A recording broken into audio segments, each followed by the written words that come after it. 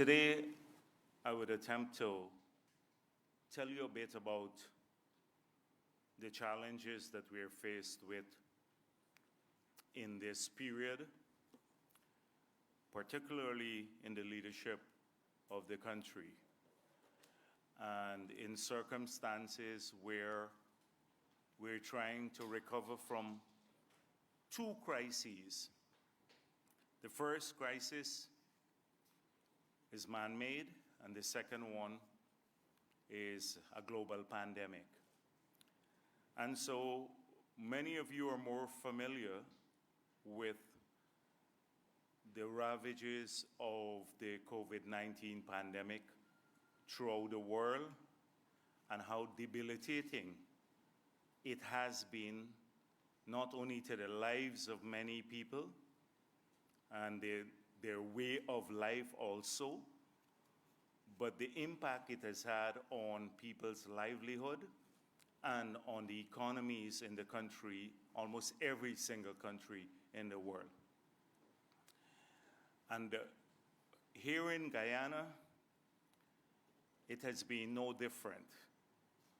A study recently done, a socioeconomic impact assessment study, showed that median income has fallen, largely because the economy is not kicking as it should. We still have a lot of places that are operating at half capacity, and people still are very reluctant to, and rightfully so, to come out and to engage in a normal type of environment where you have full economic activities being pursued. And therefore, that has affected jobs, and it has also affected income. We in Guyana, we have been able to mitigate a lot of this by keeping a balanced approach to addressing the pandemic, by vigorously building capacity to do testing. We've moved over the last 8 months or so from the capability of doing 50 tests per day to nearly 2,000 per day. We have capability both in the state sector and in the private sector. We have built up the capacity of our ICU to deal with more cases. We've had more equipment there. We have done a lot of training of personnel, and we have aggressively rolled out a vaccine program. And if you look where we stand globally, we're among one of those countries that are doing better than most, even in developed jurisdictions. And up to today, I think you had 178,000 first doses administered and some close to 50,000 second doses administered. We have secured enough vaccines to take us to nearly 250,000 persons. And we are in the process of securing another 250,000 vaccines to allow us, both first and second doses, to allow us to vaccinate the entire adult population of the country. We have had problems with uptake because of rumors and very, very negative position taken by very important groups in the country, particularly political groups. I've seen APNO leaders, I have evidence of it, aggressively telling people not to take the vaccine. And they're putting these people at risk, their families at risk, and co-workers if they're working in other places. Now, 170,000 Guyanese have already taken, nearly 180,000 Guyanese, 178,000, have already taken this vaccine. That's nearly half of our adult population. And I don't see why the reluctance, the part of the others.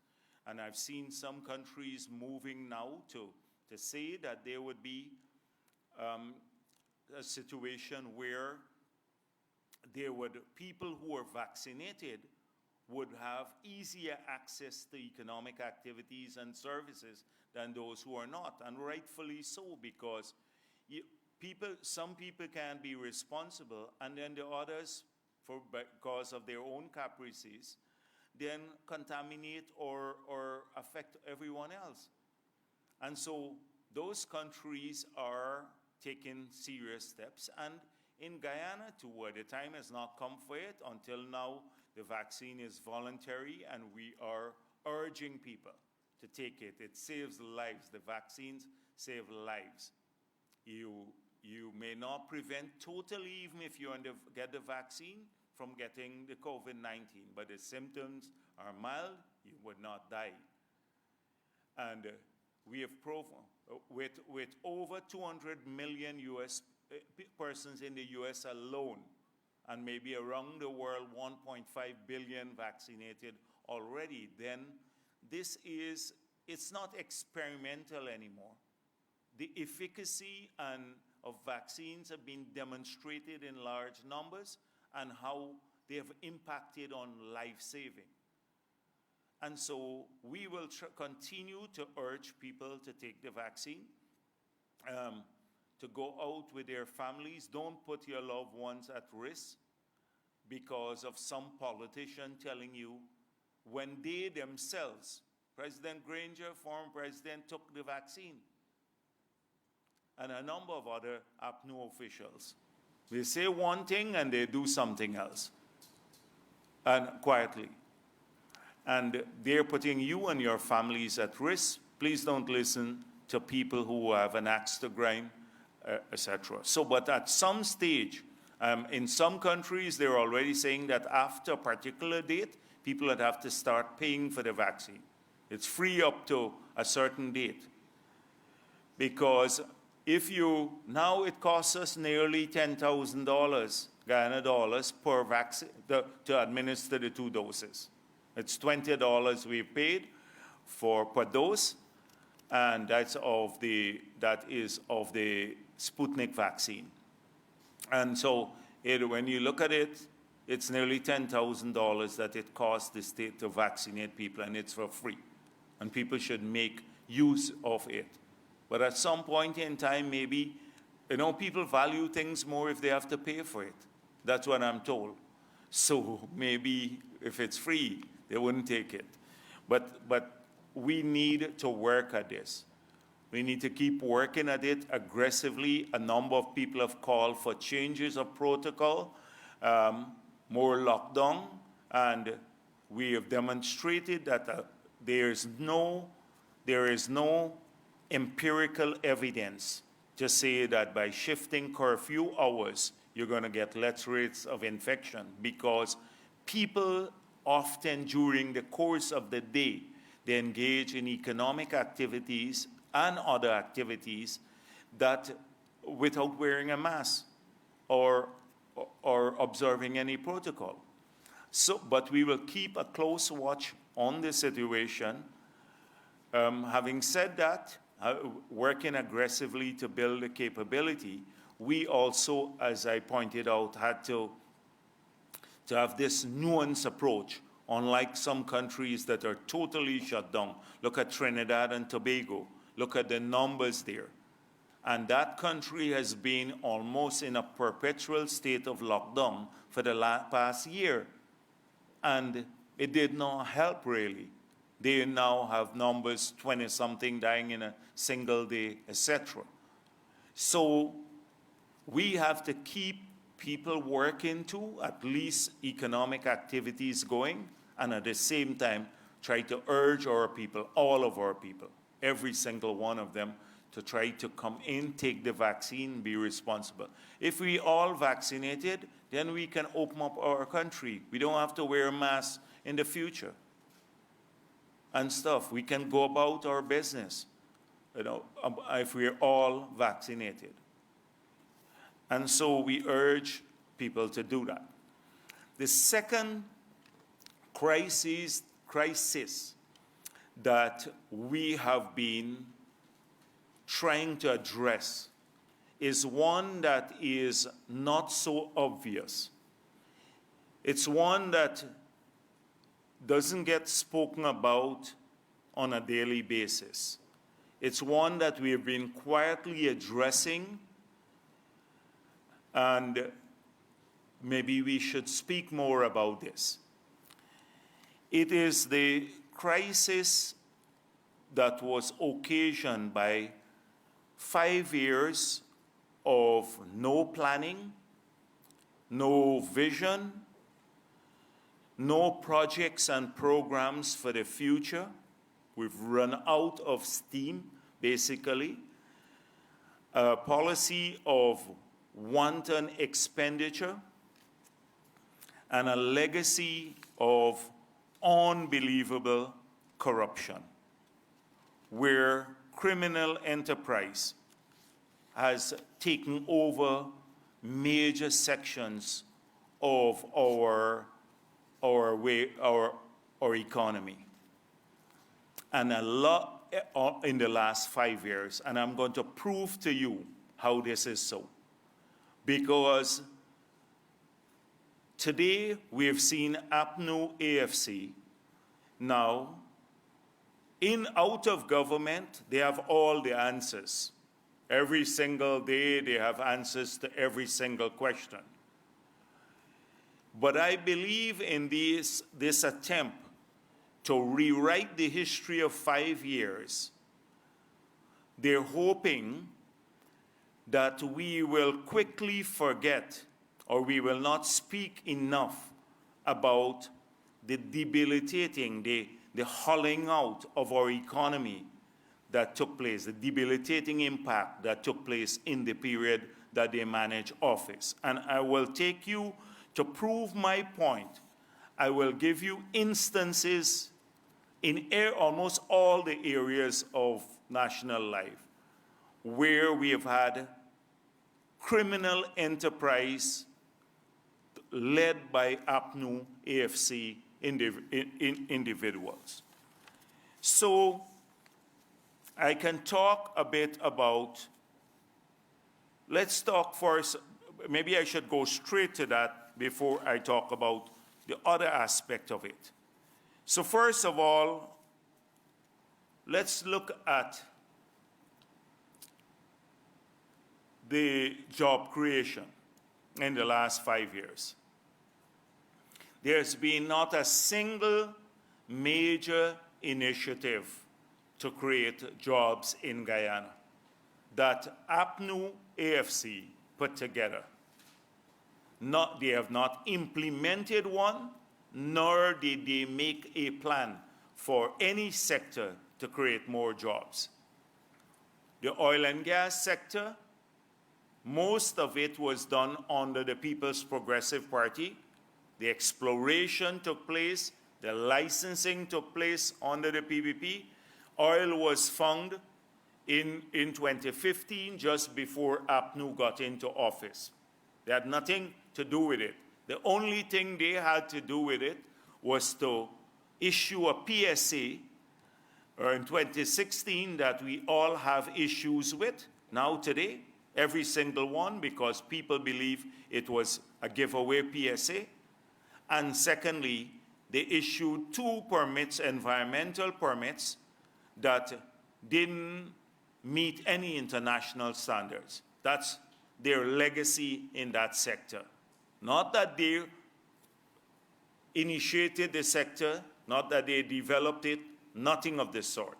The only thing that they did was to do that, and then thirdly, try to hide the signing bonus of $18 million US. That's their legacy in oil and gas, nothing else. Local content, no legislation on that. So you had foreign companies taking over almost every sector. You ask today because the companies know what's coming. They know that the local content with strong carve-outs for Guyanese.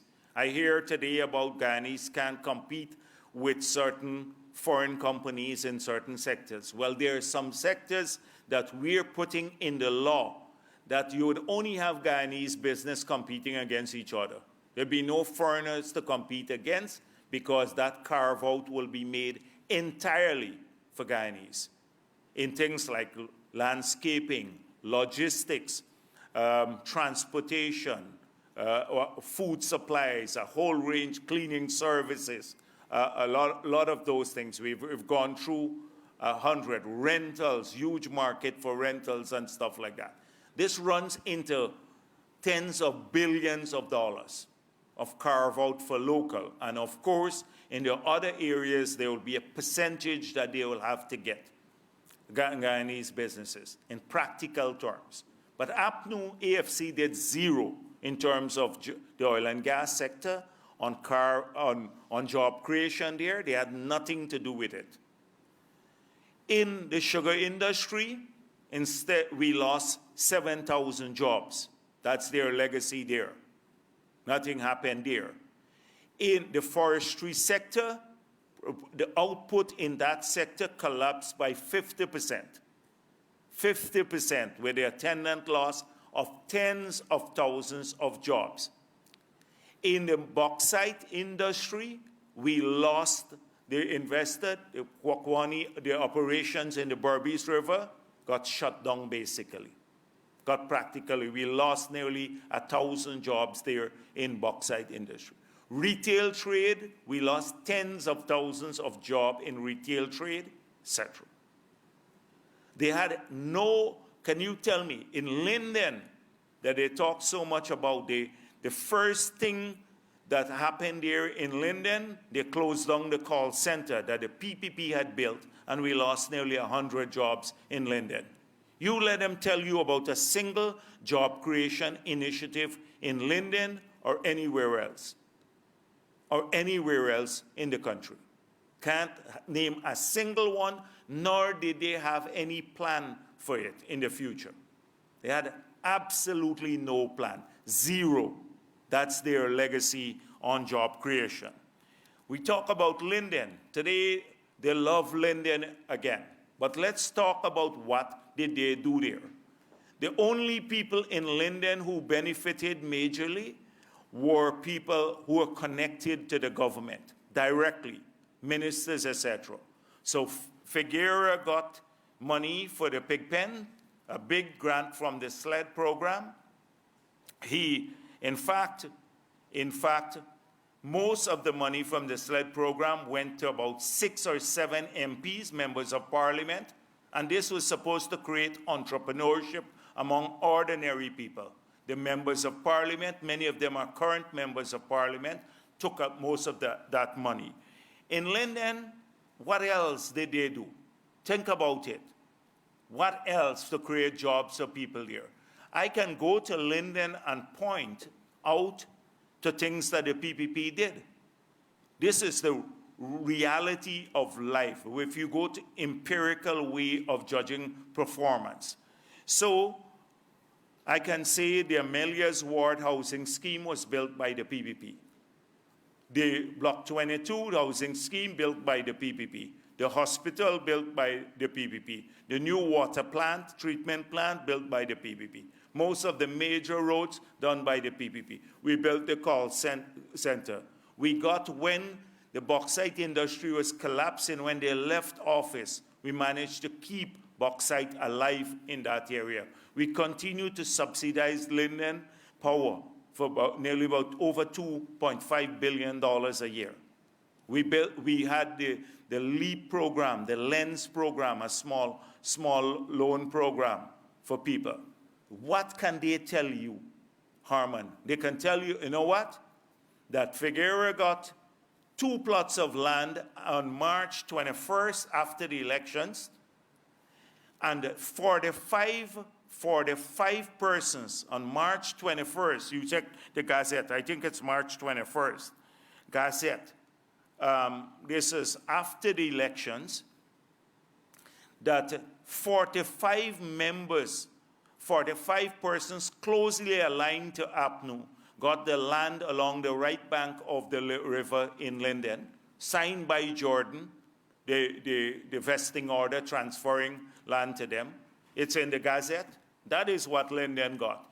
Lowenfield got 200 acres at Millie's Hideout.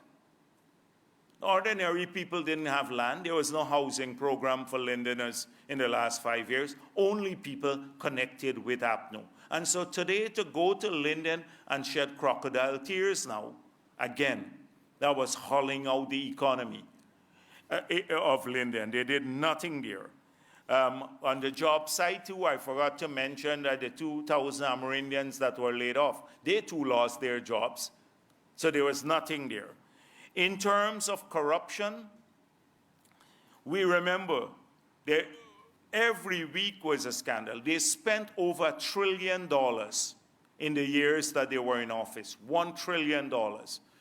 419 million was spent without parliamentary oversight.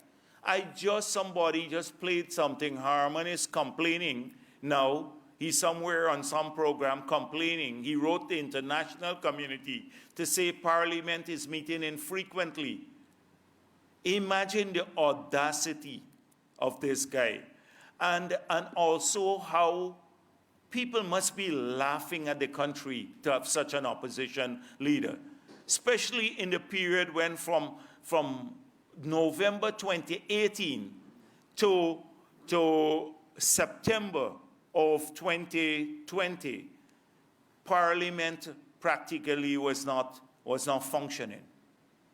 In that period, was not functioning anywhere in the world. Anywhere in the world. You check in the worst dictatorships around the world. When Parliament, one of the branches of the government, does not function in a year and a half, mainly 2 years, then that country is considered a dictatorship because the legislative branch is not functioning. It's run by executive fiat. And through executive fiat, they spent $419 billion of our money without any oversight. So when he talks about that, we remember every week the multiple scandals. The Durban Park, they forgot that now you don't hear mention about that. 1.3 billion audit report, 600 million missing. Harman should say who got the $600 million. Harman should give an answer to that. The Public Procurement Commission, you recall what they said about the bridge. Patterson is charged now. He's illegally took an unsolicited bid to the cabinet, got their approval illegally. That's prohibited by the Procurement Act.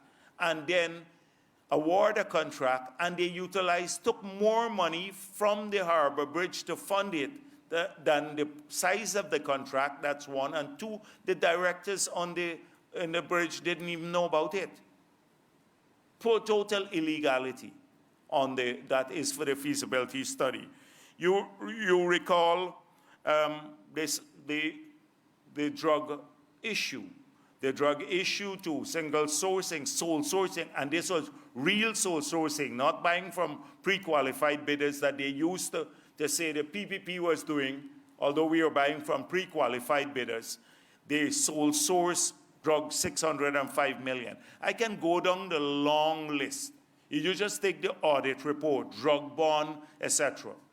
And I need to remind people when they go there that one man got more money for renting a building as a drug bond than the entire region for capital budget for healthcare. The capital budget for healthcare for the entire region 4, where most of our people live, was half of what this guy was getting per year to rent one building, a house, as a drug bond. And they talk about corruption. So they want that. We now have to. I'm telling you all of this because we have to fix it. Now, let's talk about other areas. For example, fuel smuggling. We know now that this was a criminal, again, another criminal enterprise with several APNU AFC bigwigs connected to it through the licensing of people who are selling their licensing licenses and renting them to fuel smugglers. 2, you recall Sol. You saw they were recycling duty-free letters, billions of dollars in that area. And then an audit that was just done that had Guyana and the Army implicated in a scandal in just one vehicle alone. $895 million of fuel were stolen from through one vehicle. And that charges would be laid true soon. Guyana, they tried to return. Even some people that were recently hired tried to return to this old system of corruption, and they were dealt with. They had to leave. People were terminated and let go, even from the board and from the management. We're not going to allow that to happen. But cleaning up, I'm telling you all of this because that's the crisis. I'm going to go on with what else was done. That we are busy trying to put back the systems in place. You know, for a tendering system, even trying to return it now to a rule-based system, uploading the information, all of that on the website. This is overloading because you have to fix it not only at the national level, but throughout the regional system. We're trying to clean up the fuel smuggling. We're trying to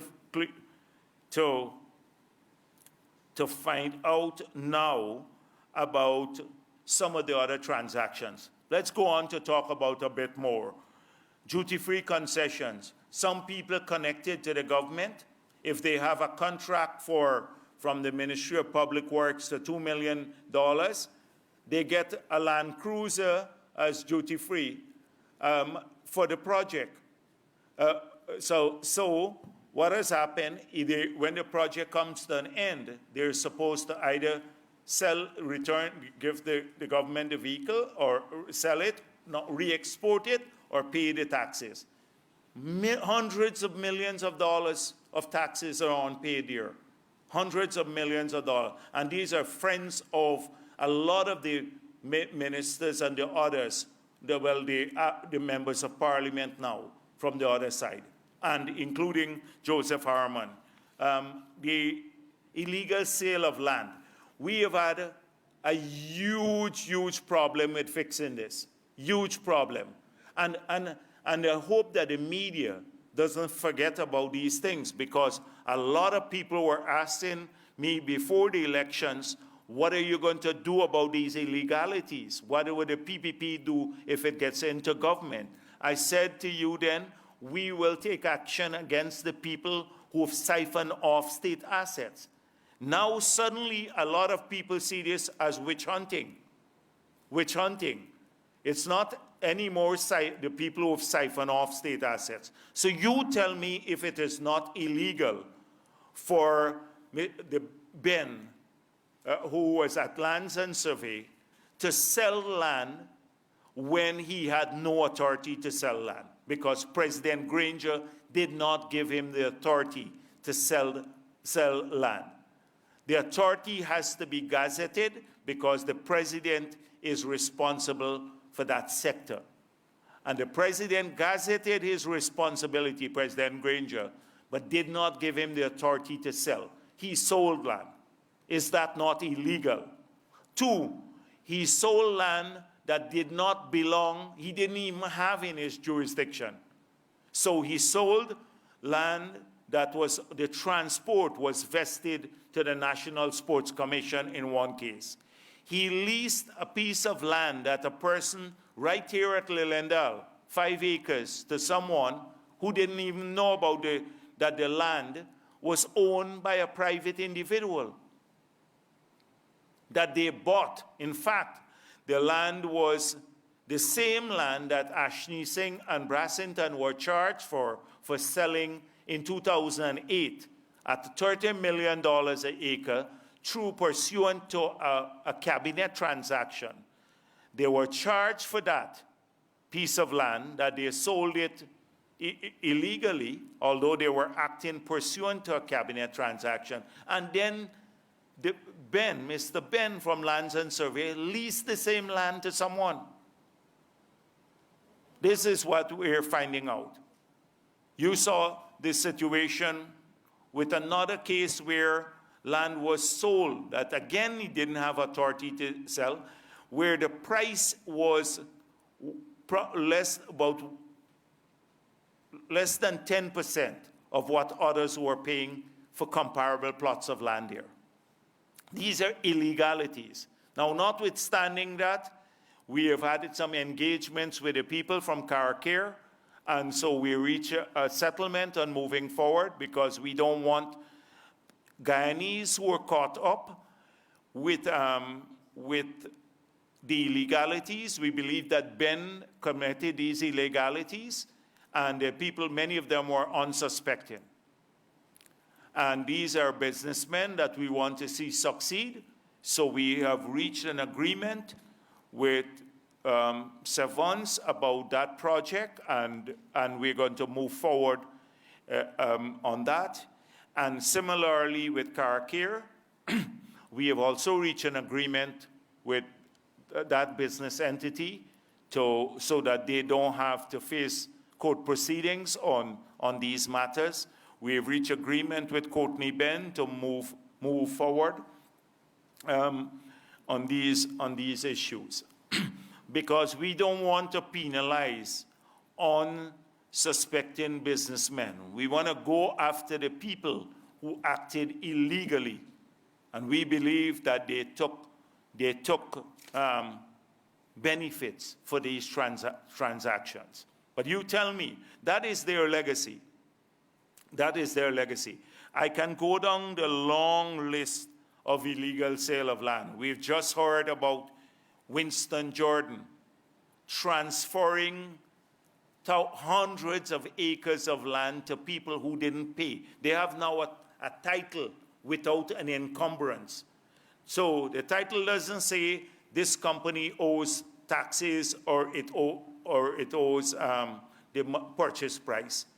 He transferred the land, hundreds of acres of land, to individuals, gave them the title without the people paying a cent, when they were supposed to pay like hundreds of millions of dollars.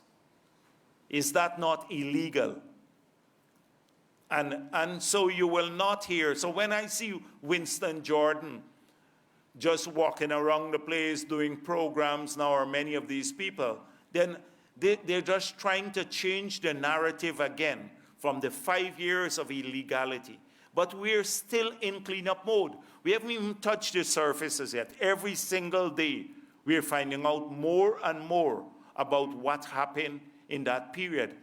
That's why I say it was a criminal enterprise that was operating, not a government.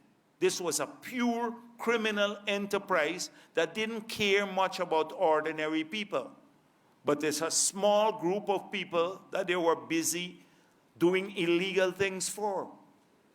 And so today, I heard they're saying, oh, the cocaine. I've seen APNU now on a new thing. Oh, the PPP is back so cocaine would flourish. That's their new propaganda. But we know what has happened, because the people in the law enforcement agencies are telling us now how they had to stand down on some major issues. Now, we know that from a long time ago that APNU had connections in Suriname with many cocaine persons who were supplying the weapons a long time ago. If you look at the police reports from that period when we had the so-called troubles in Buxton, you would see that those were the same people who were supplying weapons to the criminals here, and that you had visits to them from many senior people in APNU. So they had connection. So the two busts that we've had, 1,000 or nearly a ton of cocaine in Suriname and half a ton in Oriala, probably would have never happened if APNU was in place. I can convince you, I can say to you, this is the collaboration between the drug enforcement agencies of the two countries. But it would have never happened had APNU been in place. We remember they love to spread this propaganda. Every day they're on the TV talking about this. But the guy who we're still looking for the shipment to Belgium was closely connected to many leaders of APNU. And you recall, you saw Mr. Bighead was recently convicted. When he opened his business, you check who were the people who were the guests of honor at the opening of his facilities. You check that. And they come back with their propaganda now about PPP and cocaine and all of that. So we are in a major cleanup mode, and that's the crisis on the political side. Look what else they've done on the Constitution. We now have to find a way to see how we can force presidents to behave in accordance with the law. And many people believe it could be done by constitutional reform. But really, you can't. We have to rack our brains as a country to think of a way how we'll force presidents not to act capriciously. Because it wasn't that you didn't have constitutional change and that he didn't know when he appointed Patterson illegally. He knew it because for 25 years, the PNC and PPP had a common understanding of how that clause in the Constitution would operate. He came along, capriciously changed it, and any president can do this. It's not the law or the Constitution at fault. It is an illegal behavior on the part of the executive. And I have no doubt people like Harman and the others were on the forefront of advising this. And then we had to go all the way to the Caribbean Development Bank, and thank God we signed on to another Caribbean Development Bank, the CCJ. Thank God that in 2004, as president, I took Guyana into the CCJ. Because in the 70s, President Burnham did not want an external review when they started to rig elections, did not want an external review of the laws here. And so the court in Guyana became the final court, and he removed us from the Privy Council, recourse to the Privy Council that the entire Caribbean kept because they continue to have appeals to the Privy Council. He removed us from that for the very same reason that elections could be rigged in this country and then there would be no external review of the decisions. It could be baptized as legal by the courts, should court proceedings be filed. And you saw the cat jump out the bag. Again, in an interview recently, President Granger said we must limit the CCJ,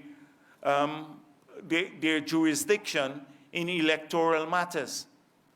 If this doesn't betray the undemocratic nature of that organization, the party, or the individual, nothing does. Nothing does. And this is staring us right in our face, and then they talk about democracy and dictatorship. They want to set, the thing is that they would have rigged the elections. They're the only, let me tell you, the world knows. And so I see stories written by some media about what they're saying. The world knows that APNU AFC tried to steal the elections. The CCJ had to reject their attempt several times to steal the elections.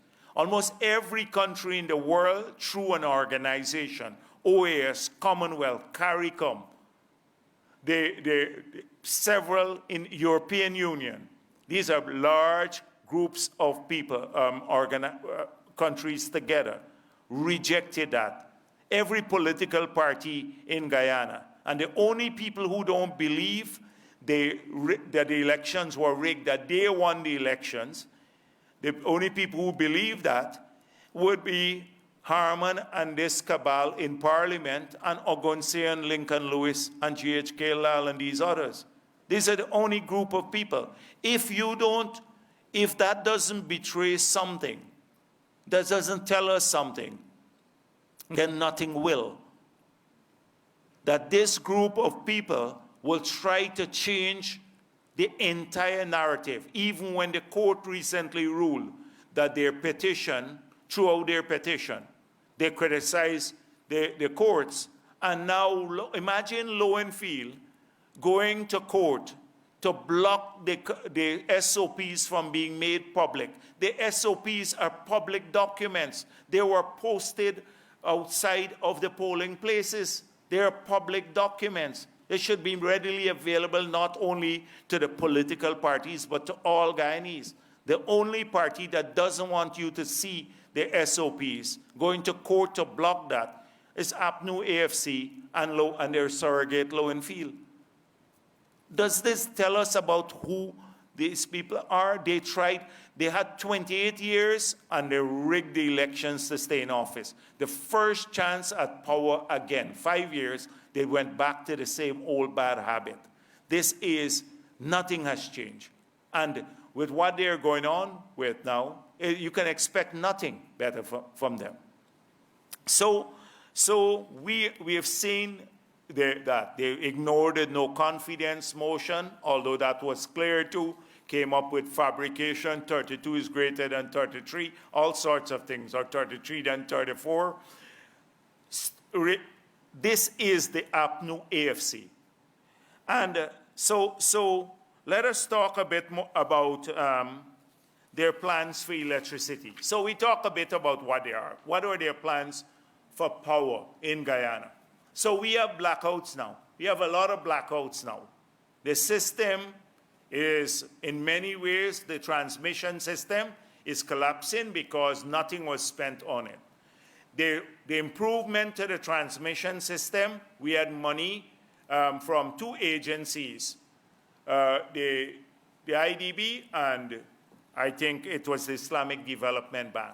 In both cases, they went out to tender and they gave a company, Chinese company that had a bid above the local company, nearly $5 million above the local company. And the local company, of course, with a partner. They awarded the contracts there, but that's on the transmission. But that project was left by the PPP.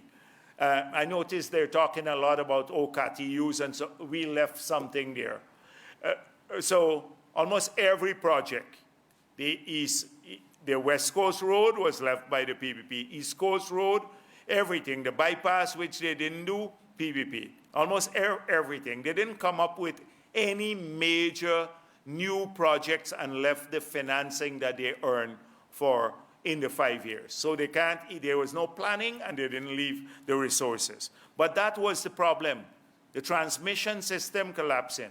No new major power plant. The major power plants that were in place when the PPP left office, we're still operating with them.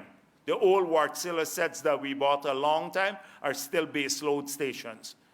Just before the elections were called, just weeks before, Jordan illegally took money from the Treasury. He had no authority to pay for 46 megawatts of a new power plant that should have been in place since last year that we're now. They didn't even do the foundation work for. They just went and bought the power plant. We don't know the circumstances under which that was done, but we're now trying to install that. But they took money from the Treasury to do that just before the election where President Ali was sworn in, illegally so, because there was no budget approved. We dealt with that issue, and it was not for any emergency.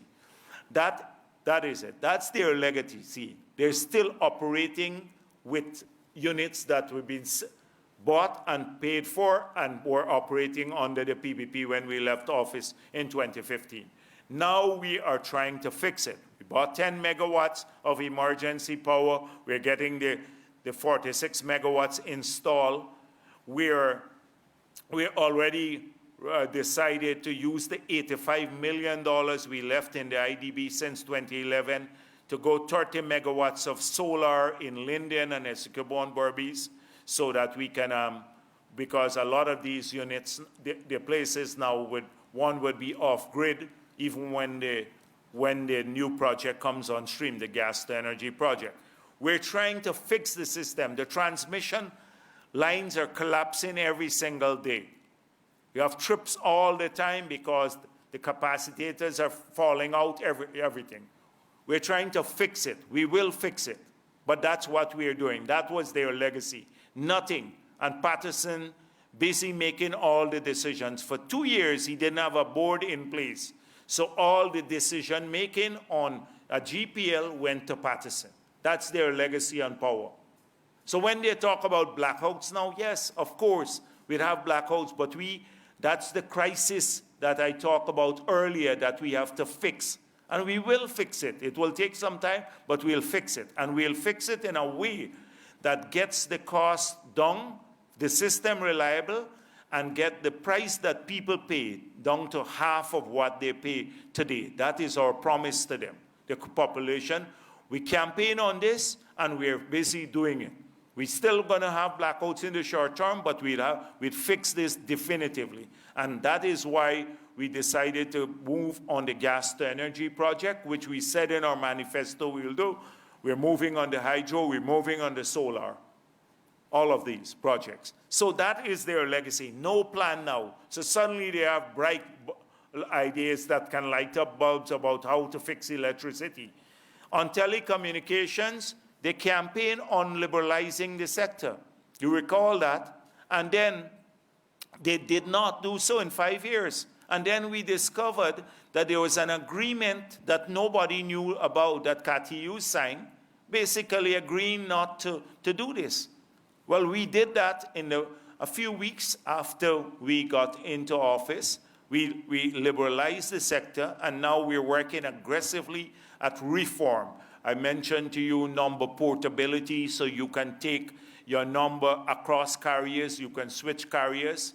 We're looking at spectrum and pushing more people to 4G services, better quality services, better regulation on the part of the PUC to ensure that the quality of the service that people get, all these calls, a WhatsApp call dropping every 5 minutes on some of the carriers.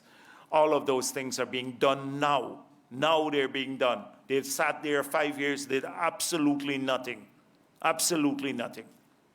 In terms of the environmental sector, what did they do? Except spend a lot of the money that we left. We left, first of all, APNU AFC, and wrote with a group of people in the period when they were out of office, wrote the Norwegians to say that they must not release any money to Guyana. They were opposed to the low-carbon development strategy. When they came into office, they inherited the money we had earned, over $200 million US. They didn't add a cent to that. They spent from it, took credit for all the things that they spent for.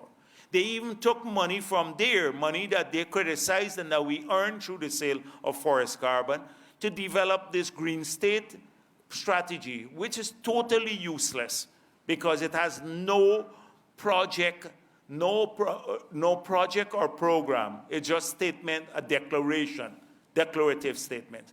They then went and promised in the through the UN system, UNFCCC, and the Paris Agreement, that they will reach 100% renewable by 2025 in electricity generation, and we had no project to support that. Zero.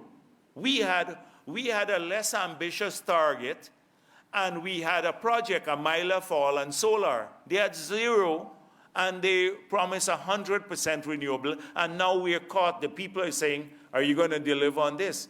And how are we going to deliver on it? Because there was no project to do that. They didn't even have a fossil fuel project to support electricity. And so we lost the new agreement with Norway. We couldn't move forward. They have nothing there, nothing to show for it. We lost globally the standing that we had where Guyana was seen as a model country. We had a low-carbon development strategy in a time when, 10 years ago, today the world is talking about countries developing low-carbon development strategies, when we had one then. We were net carbon neutral years ago, all the time. Now the world is talking about raising ambition and getting to net carbon neutrality in each country by 2050. We're already net carbon neutral. And so we've been at the in the forefront of this. So then Harman says, oh, Biden didn't invite President Ali.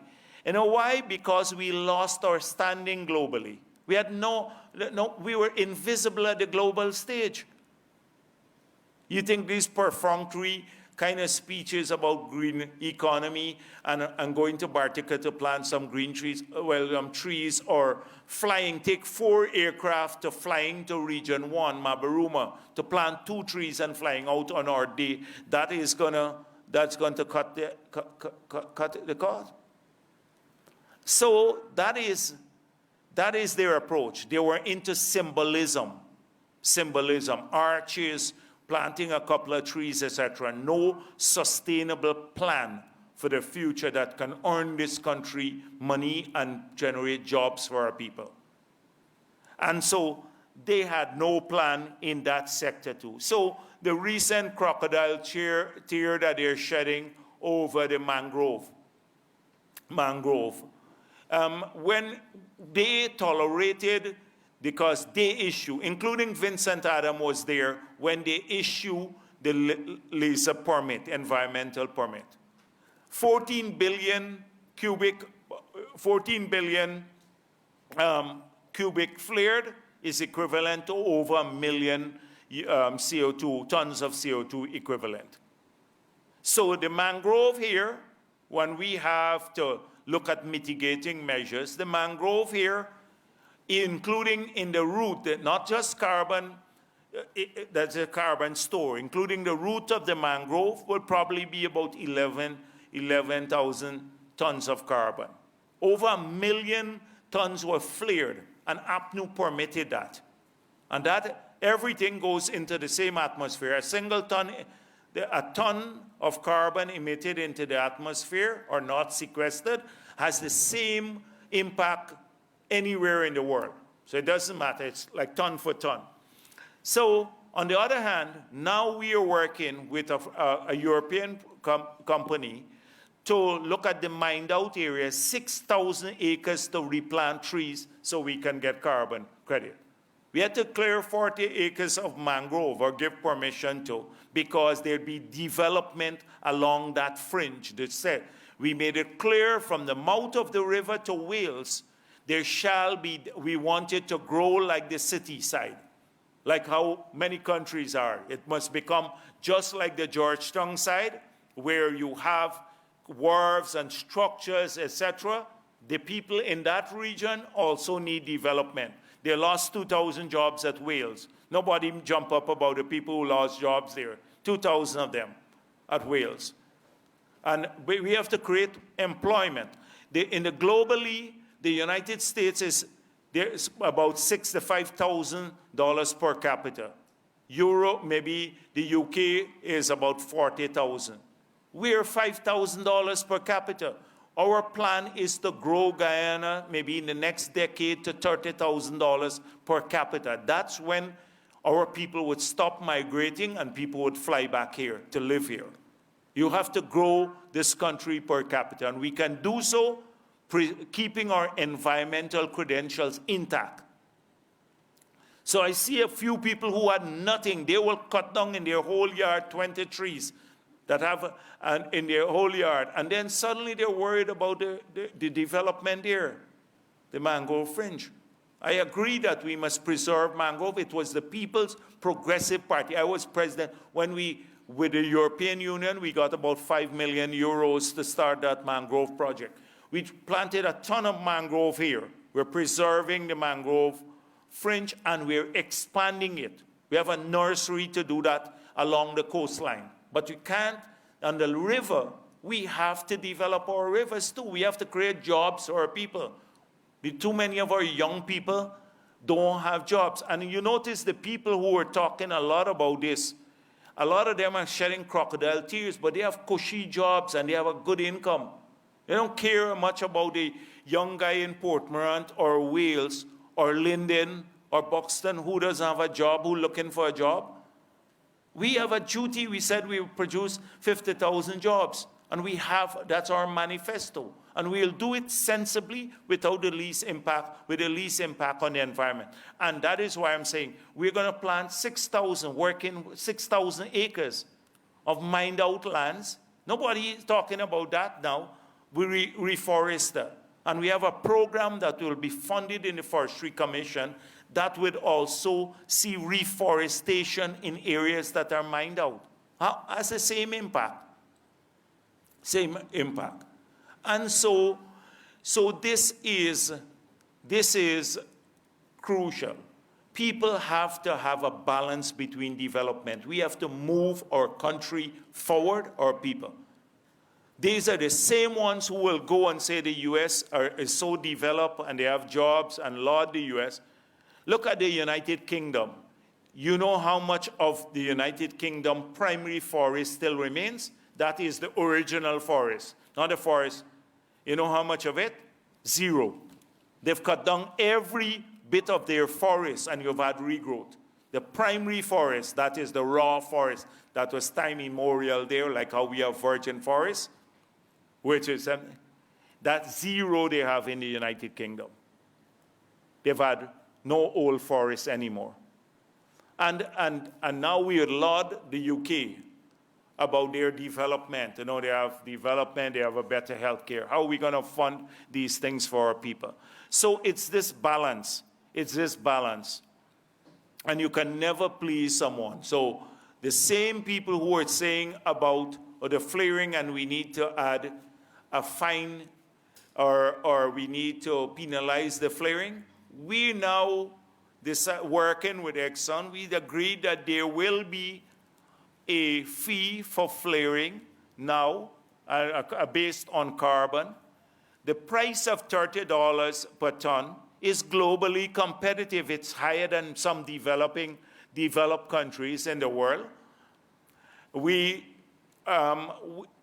And that will happen even before the license permit expires in 2022, when that will have to go over to the Payara type conditions. We've done this. Now they have other issues, a whole range of issues. And the EPA has dealt with those matters clearly. So let me go on a bit more. Today, because we're talking about lack of planning. No plan for housing. What are the important things for people? It's jobs, so they had no plan for jobs, and we are working aggressively to generate jobs. A lot of projects, block making projects. The president mentioned about expanding shrimp in the savannah that would employ another 500 people in Berbice, working with the Amerindian communities to make sure that we have the livelihood programs go up, trying to get more call centers going here. Everywhere, lots of smaller initiatives as well as the big ones, pushing to have more jobs in the oil and gas sector. We're working on our promise of 50,000 jobs. We are working aggressively on it. And we're trying to, and each sector we are already seeing now how that will happen. And when we come out of this pandemic, there will be a boom once we come out of the pandemic. So jobs are important. That's what we're working on. We're working on housing is also important for people. So what housing did they do? Again, no plan for housing. They didn't build many houses, a few houses, and a few there. Already, we have a $15 billion program that is ongoing for housing, and it's preparation of land for house lot for people, as well as some building. It's employing thousands of people already in the construction. That is even for constructing houses for government. We have put that together in 8 months, and it's starting to roll because we have an aggressive program for housing. They had nothing in the years. The only people who benefited for housing in a major way were, what's the lady? Annette Ferguson, yes. So, and a few others. Nobody, ordinary people, didn't benefit much. Just before the elections, they busily started doing and giving people plots that they didn't have any infrastructure on. So housing is important for people. We're tackling that. Healthcare, important for people. So we have laid out what has happened in the healthcare thing is a disaster. Not only did the facilities not improve, but what happened is there was a deliberate attempt to steer the supply of equipment to certain people. We have cases where the people, facilities maintenance managers were told, allow the GE and the Siemens equipment to run down. We will buy new from a new supplier in the hospitals. It was all geared for a particular output. So what the reality is that most of those things, the x-rays at Georgetown Hospital, none of the fixed x-rays are working, and until now, we're using portable ones. We're trying to get the people now to come in and service those. The other problem is the COVID has compounded the problem because we can't do the surgeries, the routine surgeries, so there's a lot of backlog. We have to find a way of dealing with that. So that's on equipment. In terms of drug purchases, you've seen, when we did the audit, it's maybe about $20 billion of old drugs in the bond. If we didn't clean those out and dump them, people were deluded into believing that we had the drugs. But it's expired, it's all expired, so it's showing up in their database. They have the drugs, and when the hospitals and the people go from the regional health officers go to collect the drugs, there's nothing there. It's all expired drugs at the central bond and even in the regions. We're cleaning that out now. It will take a while. We still have places, somebody said from IFLOT wrote me, a number of people have been writing me about that. And we're gonna fix it. That matters to people. We have programmed $200 million to upgrade a number of facilities. The president spoke extensively through the Indian program, how we would work at some other hospitals, upgrading them. We're now seeking funding for a hospital dedicated entirely to maternity and children. That is maternal and a child hospital. So only, they would specialize. All the specialists, etc., will be in there. We're working on plans for the health sector now. So that's important to people. Housing, healthcare, crime is another big issue. And we are very concerned, although the numbers that they showed us, and we asked that the police regularly updates the media with the numbers so they can be interrogated too.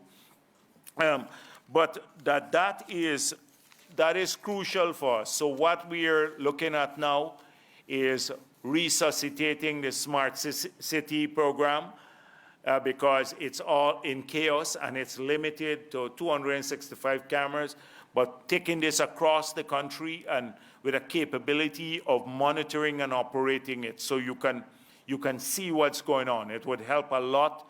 That means we'd have to pass new laws about privacy, etc., but it's a law enforcement tool that would be crucial in managing, etc.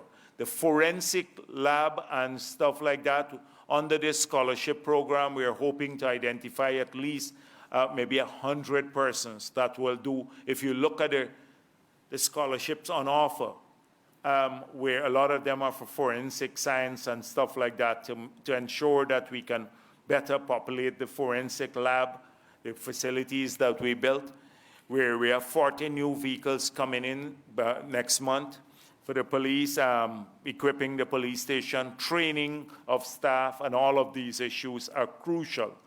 So there's an entire plan being rolled out to tackle crime and serious crime, and we're working aggressively with our international partners on drug enforcement and transnational crime, because those are important too. So these are crucial things for people. These are things that we are looking at. We have some concerns. You know, APNU had increased. Another legacy of theirs was all these taxes that we have had to remove. So the taxes on VAT on water, electricity, etc., food supplies, we removed that. VAT on exports, nearly 200 odd taxes and fees we've reduced, etc. And that has brought a big relief to many people. It's about $40 billion of savings for people annualized. But we still, in spite of that reduction, we've seen an uptick in the price of commodities. And not just food items, but steel, like zinc, almost everything, even lumber, futures, etc. A lot of this was mentioned, and people write every day, because rightfully so, they're concerned about the cost of living. Now, a lot of this is imported, because globally, a lot of the facilities are operating at limited capacity because of COVID, so they can't supply. And as was pointed out earlier, I think, by the President, the cost of freight in some cases have doubled and tripled. And then locally, also demand has gone up. So we're very concerned about that, the demand for stone, cement, etc. We're trying to open up more production. That is why we have said to GGMC, give out the quarry licenses quickly as possible, so that new entrants, we can have new entrants increase production. But in the meantime, we have to import. So it is a big struggle we are looking, but since we removed the taxes already, there is a limit to what you can do. But I want people to be conscious that we are looking at the cost of living issues carefully. Every day it's engaging the attention of the policymakers, because we have to, I have no doubt that once the pandemic is over and production levels go up, that things will come down. And locally here too, if we increase supply, then we may be able to get the cost down. We're very concerned about, because so much building is taking place, construction, like a poor man trying to build a home. Now the price for a carpenter will go up because the carpenters are making more money. How do you solve that? You can't tell the carpenter not to make more money. It means we have to train more people to be carpenters or plumbers or electricians, etc. Because in the future, there's a big construction boom steering us. It has started already, and it will even grow.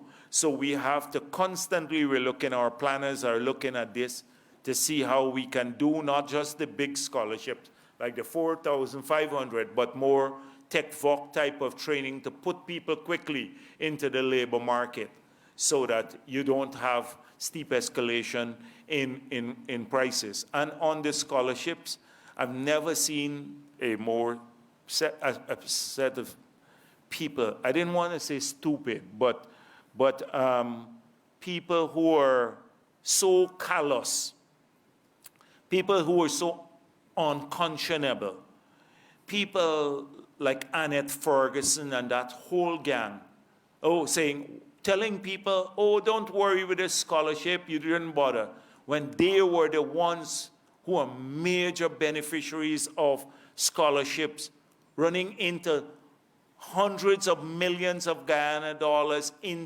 for a few of them and their family, not ordinary people. They got that. And they don't want ordinary people or their supporters to benefit from this. They're harming the future. These scholarships are not PPP scholarships. They're scholarships of the government. The government has to serve every Guyanese. And people, that's our role. And so people should make full use of them everywhere, in every community. They don't care about ordinary people. They never cared in office. Now suddenly they're running around all around the place and going visit communities again. But they never did. So that is a major issue. On the on the IRI project, let me make it clear that I've seen APNU and their surrogates. They don't want any reform. Granger has made it clear. He wants the CCJ out. He wants ambiguous laws, etc.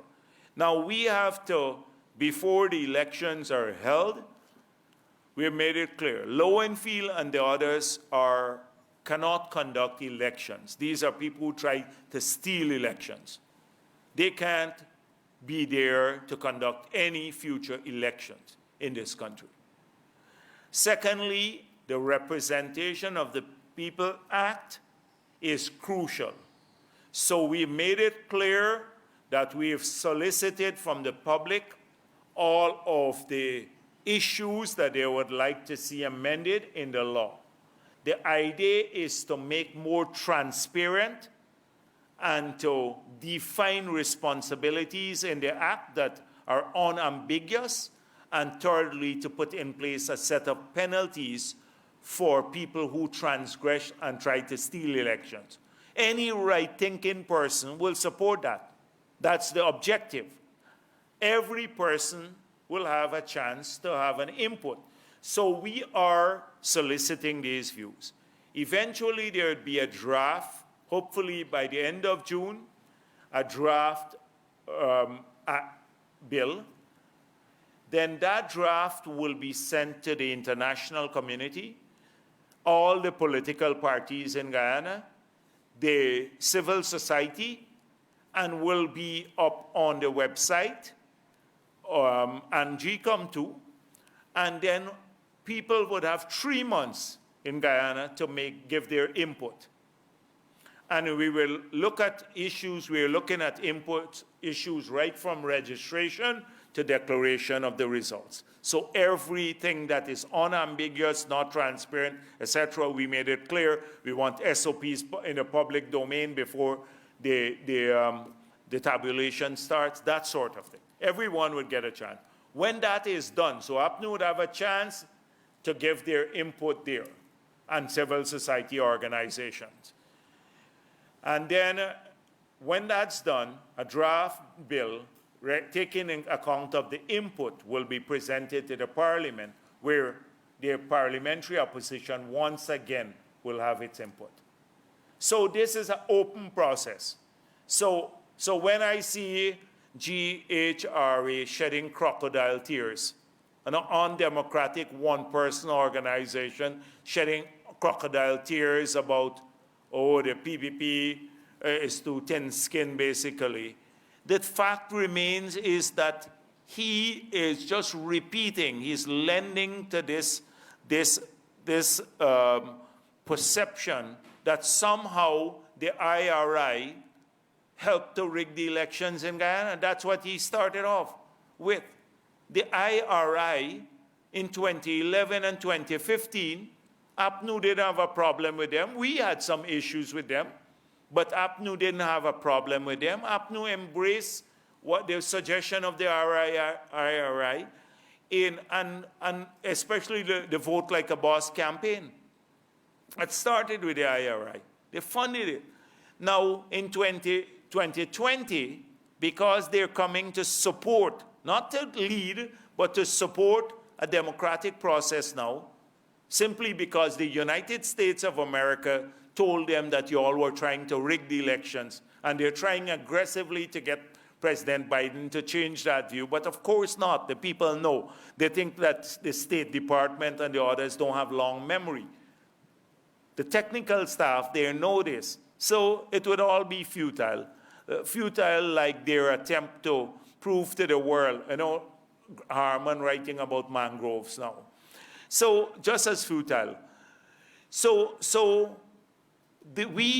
We support the entire international community being involved, CARICOM, the Commonwealth, everyone, but involved in supporting transparency, democracy. They've always done that, but the process would be led by Guyanese, this process.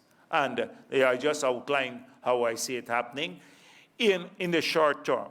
This is just before we want to get that environment in place, the new law, before the next elections. Now, there are many other things that we have to work on. We have to work on constitutional reform, and we're moving forward with a process to establish the body that would lead constitutional reform, a body consistent with our manifesto and our position when we had the first constitutional reform. We will establish the body, a body comprised similarly with civil society, government, and opposition to lead the constitutional reform process. And listen to people should they wish, what they want. So if people say we want power sharing, we'd listen to them. If they say we want something else, we'd listen to them. So, and that process would be led by that body. So it's all a red herring, and when the undemocratic organizations, a lot of them are putting together the project, so they can't raise money now directly. And I suspect that the GHRA and the others are smarting from that because the project doesn't go through them. They have to, all the political parties had to face the people of this country. They had to face the people. We had the highest turnout in the elections anywhere in the world. So our people are involved. And they give mandate or they take away mandate. And so when I find it reprehensible that to be lectured by a GHRA that has never had a proper election in 40 years, and who do they represent? Now, there are civil society organizations that are advocacy-based organizations, and that's fine. In fact, they play a crucial role in society. But he has a partisan jaundice role. Partisan, and it mirrors that of APNU. And so when I see all these WPA coming out, and David Hines got his own organization now too, it's a waste. The same riggers are back at it again, the WPA and David Hines and all of them. These are the people who are justifying the rigging. And you know why they're upset? They believe that this law, the reform of the electoral system would shut the door against them trying to rig again or make it more difficult. And Granger didn't want, of course, he doesn't want even the CCJ to be involved now. So I don't want to pay too much attention to that. By the way, I think the statement by Amanza Desir was a racist statement. A racist statement. She believes that people who support the PPP, the base of the PPP, are basically stupid people, mentally lazy. It's disparaging of a whole group of people. The people who vote for PPP, at least we have a track record to run on. We have a track record of achievement. In fact, she should be ashamed of that. They have no track record of achievement. You go through the list. I've just given you a short list of things that they didn't have plans for, made a mess of, or they were corrupt on. Clueless. They have no track record. And the period before that, when in their government, when they left office, we had the highest debt in the world, 913% of GDP. It's now less than 50%, and we're using 153% of revenue. A bankrupt country, they left us. Half of our population fled. We were seen as undemocratic, a dictatorship globally. That was after 92. Then they came back now, and they were similar thing. No track record on democracy, achievement, economic growth, nothing. They are only campaign on race. And consistent with that, she made that statement. She wants to make it look, have people in the PPP base, Indian Guyanese basically, because it's no doubt, we try hard we have had a platform where we campaign about the country. We campaign in every area. We made it clear all of our plans are for all the people of this country, and we will not be the PPP that led the independence struggle, the first political party in this country, if we didn't fight for all of our people or try to develop all. That's what we are about.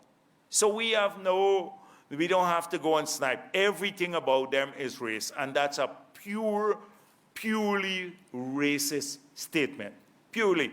Though all the prevarication and the justification afterwards were just to mitigate what was a purely racist statement, that Indo-Guyanese are basically mentally lazy. Yeah. Right. I think maybe I got a ton of more things, but maybe I should. I see I'm told not to continue. All right, thank you very much. Thank you.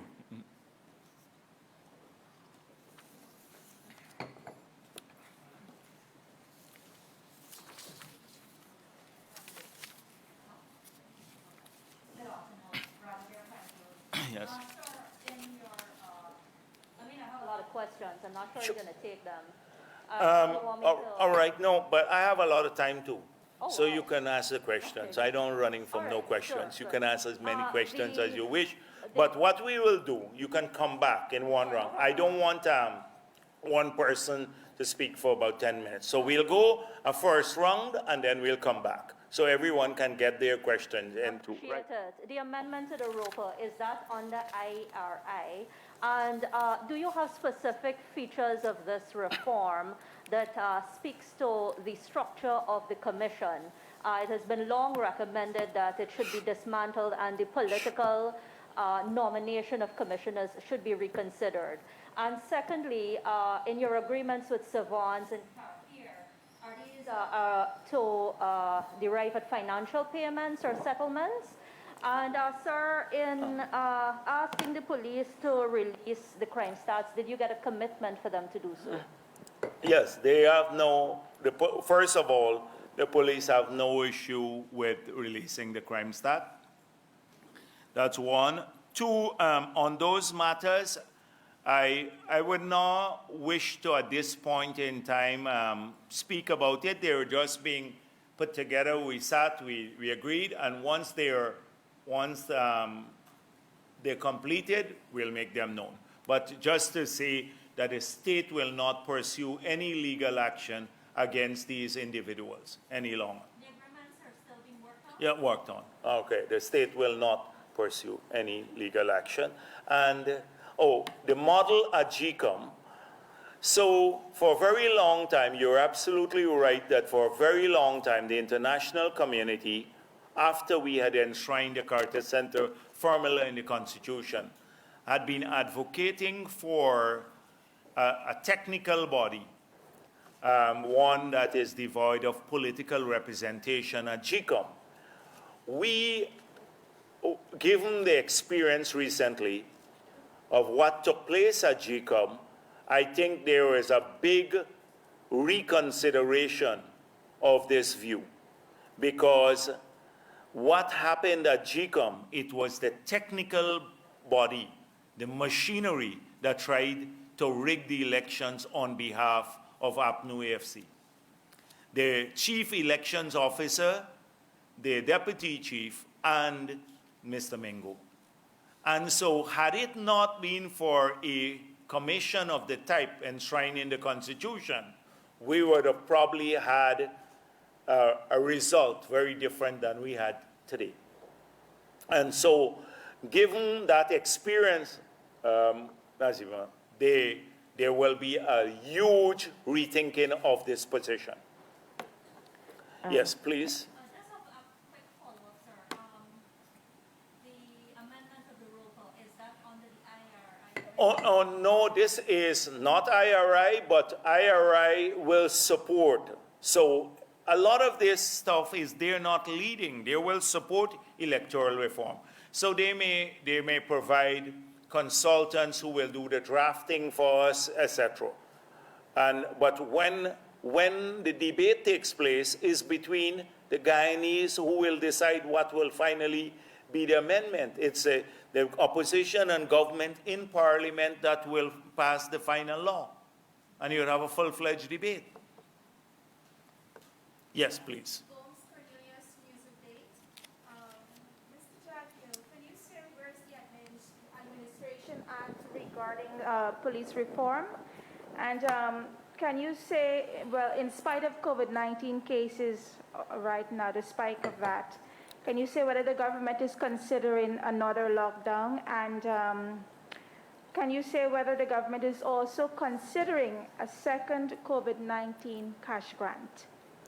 So, right, I'm not aware the government is considering another lockdown.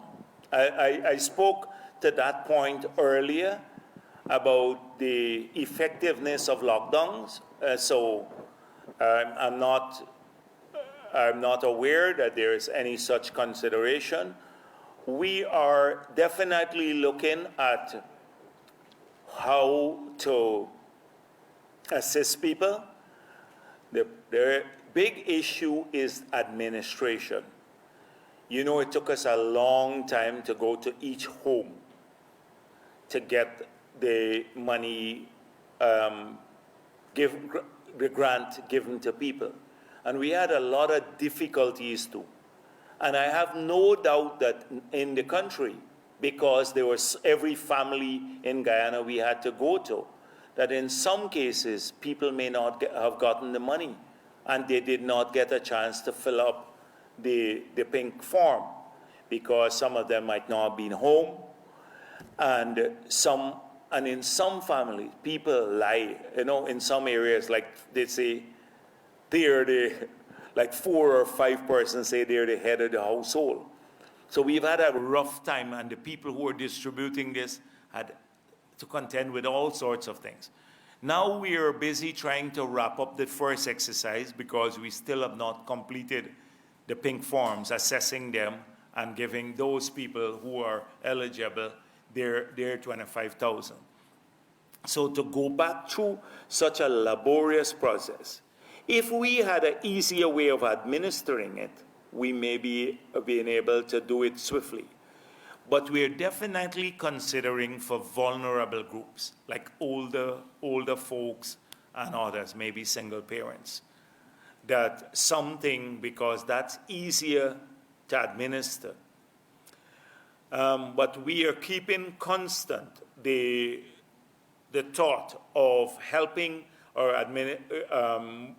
these communities and people who need the help in the area. So that is on the card, but not necessarily for everybody, more vulnerable groups in the second stage, especially older folks, which could easily be done. You know, they're pensioners, they get their books, so you know their names. You can easily do a voucher and give them, and then they can go and cash it too, the voucher. So we're looking at that. And then the police reform, I'm very convinced. It's moving forward. There are lots, I just mentioned to you, there are lots of things, moving parts are being worked on, like that would all, when combined, lead to a more effective police force. So they're being run parallelly, like the smart city running here. Some people are looking at upgrading facilities, training, all of that. So yes, definitely, police reform. No, I said that at the beginning, that I don't have any information that the government is actively considering this now. All right? I don't have any such information. Can you say whether there is a confirmation that the P1 variant is in Guyana? Yes, and from Dr. Anthony, these issues you should talk to the medical people a bit more, because I don't want to deal too much with the technical issues. I deal more with the impact issues and stuff. But I think we've moved beyond the P1. There have been some other more potent variants globally since the P1. The P1 has been around for quite a while now, and that could have a impact on reducing the efficacy of the vaccine even greater than P1, the P1 variant. And therefore, that is, I think those are the more worrying strains now, the worrying variants. Yes, please. Sir, I understand it's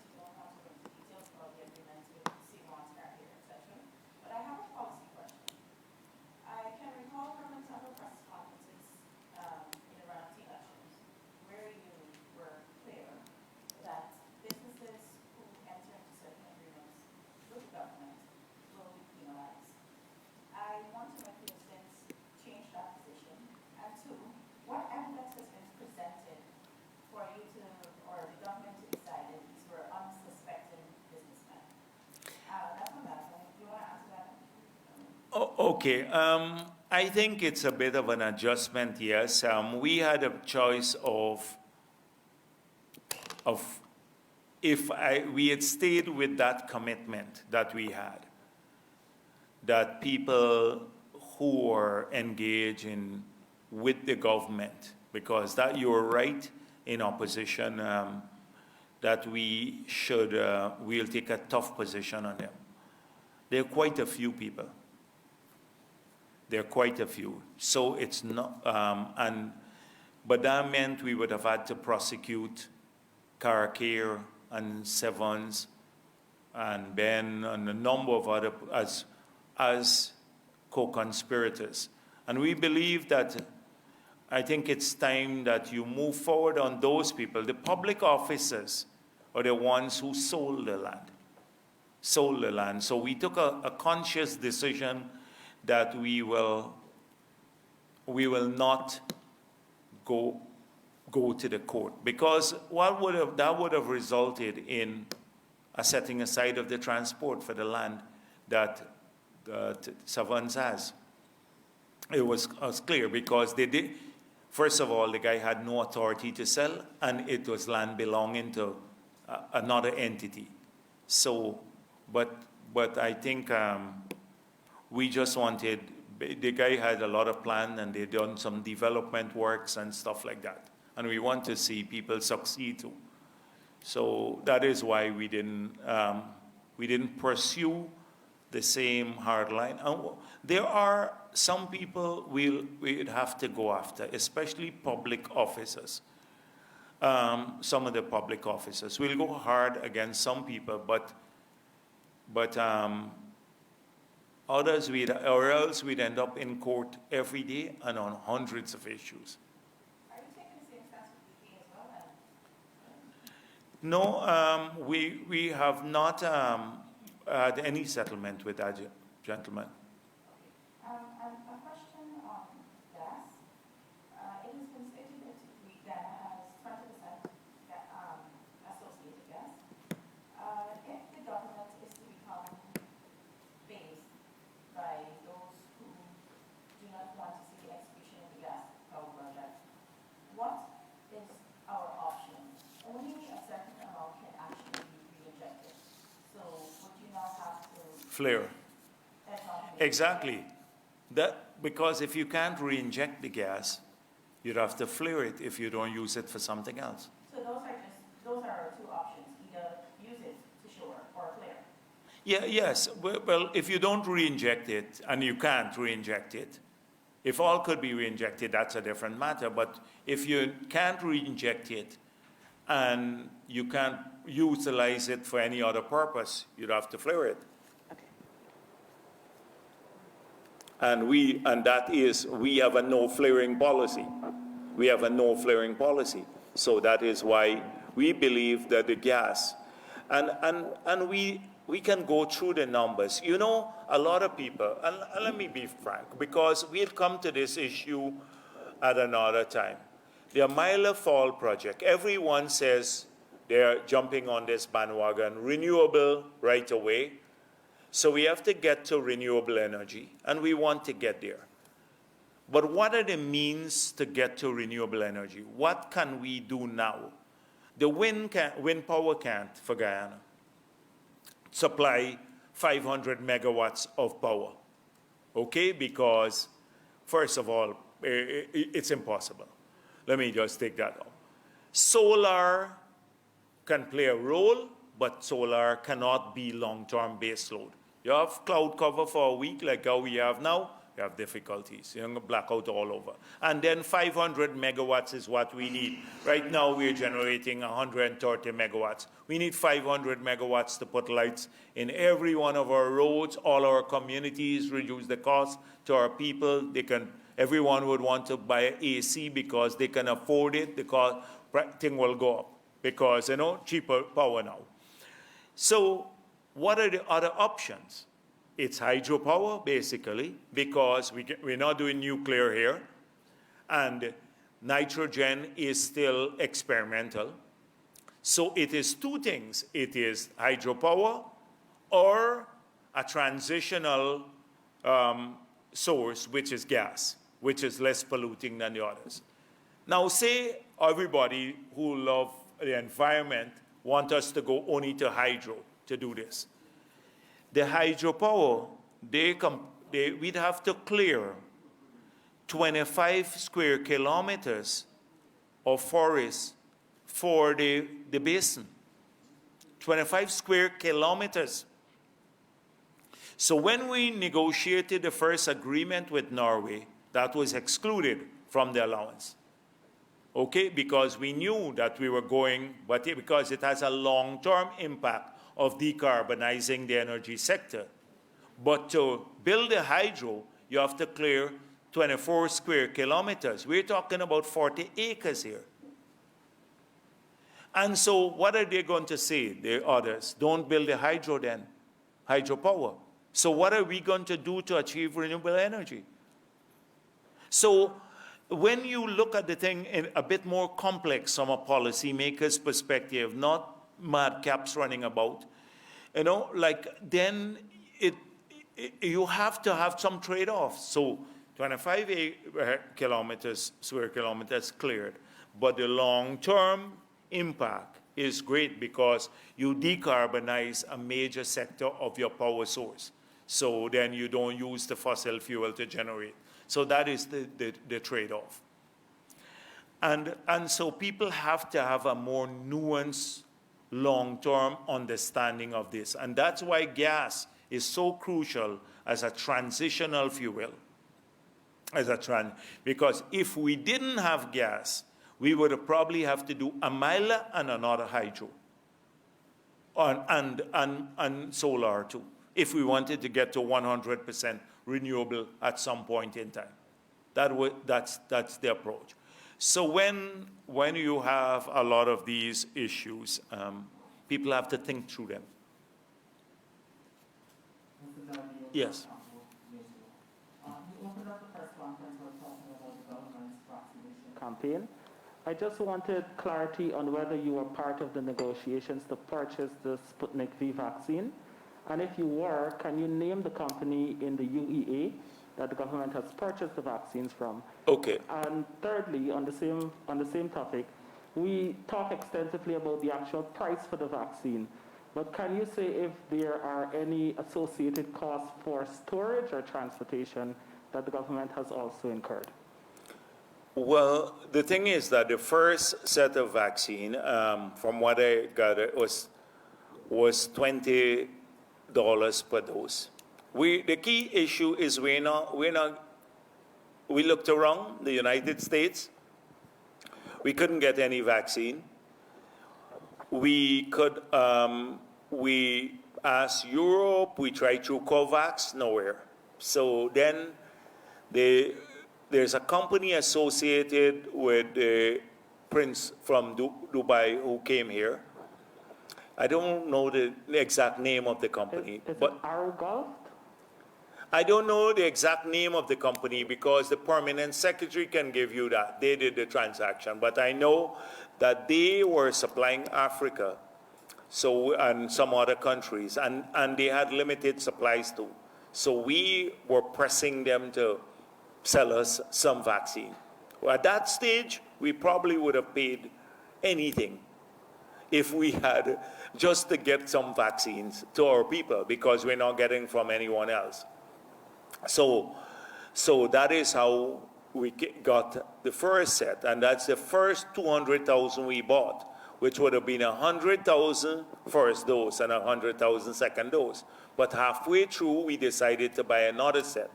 And I think there's been some slight increase in the transportation because they had a difficulty bringing in the vaccine through Miami. Nobody wants to transport because there are lots of risks. You have to keep it in the dry ice, and at a certain temperature, 19 degrees, I think, throughout the journey. If you just have a little slippage on that, it spoils the whole batch. So I think there's been some small increases in cost there, but nothing outside of the purchase price. So you can get that information from the Ministry of Health, and that is how the vaccine. Now we are exploring another source in Europe now that may be that may be slightly cheaper to get the same for the next set of vaccines. But they're still not sure that they can supply it. But we're exploring another source. But there's nobody selling now the vaccine. That's the problem. Nobody is selling. We tried several times through the US to get the AstraZeneca that they were not using, any other. Our people, we can't be nitpicking about a few dollars when our people's lives are at stake. We have to, if that's the only source, we have to buy it. Our people are not any less deserving than people who live in these developed countries. I have to get all our people vaccinated, all 500,000 adults. Yes, sir. Went over to HTV News. Very quickly, could you confirm, sir, that an EIA was done for the Versailles project? And citing that you said that that area has been earmarked for development, can we expect similar actions? And I'm referring to the mangroves there. Yeah, sure. It has been alleged, sir, that several ICT hubs in hinterland regions across the country are now defunct. Could you shed some light on that? And even in the absence of an official announcement by the police force, could you speak to whether there is perhaps an increase in crime and narco trafficking, and what is your government's plan to tackle those? Yeah, sure. So straight like from the APNU playbook there. But on the last one, that's why I made this point. I believe that you've had more enforcement action since the PPP got into office. You've had some of the biggest busts ever in the history of the country. I believe that the drug dealers didn't become good boys in the last 5 years under APNU, and believe, oh, because we have APNU in office, we'd stop doing the drug trade. I believe that it was going through undetected. And I'm extremely pleased that with the enforcement action, and the government is, in the last several months, you've had 3 of the largest busts in collaboration with other countries, working with them, with tons of cocaine seized. So I believe that there was some forces, as I mentioned early, under APNU that were closely aligned to protecting people, drug dealers. I believe that sincerely, given their record. Secondly, the ICT hubs being defunct. Let me just say that APNU, we have had the money under Norway, $17.2 million US, was set aside under the PPP for ICT hubs in the hinterland. APNU came into office. They spent about $5–6 million,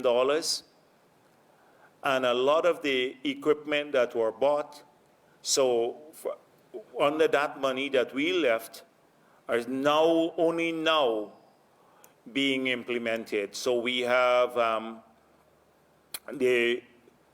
identified 200 areas in the hinterland, because that was the concept for the original project. The solar panels and the computers were bought for the hub, and there was no money in the budget. They did nothing to create the hubs, to do the infrastructure.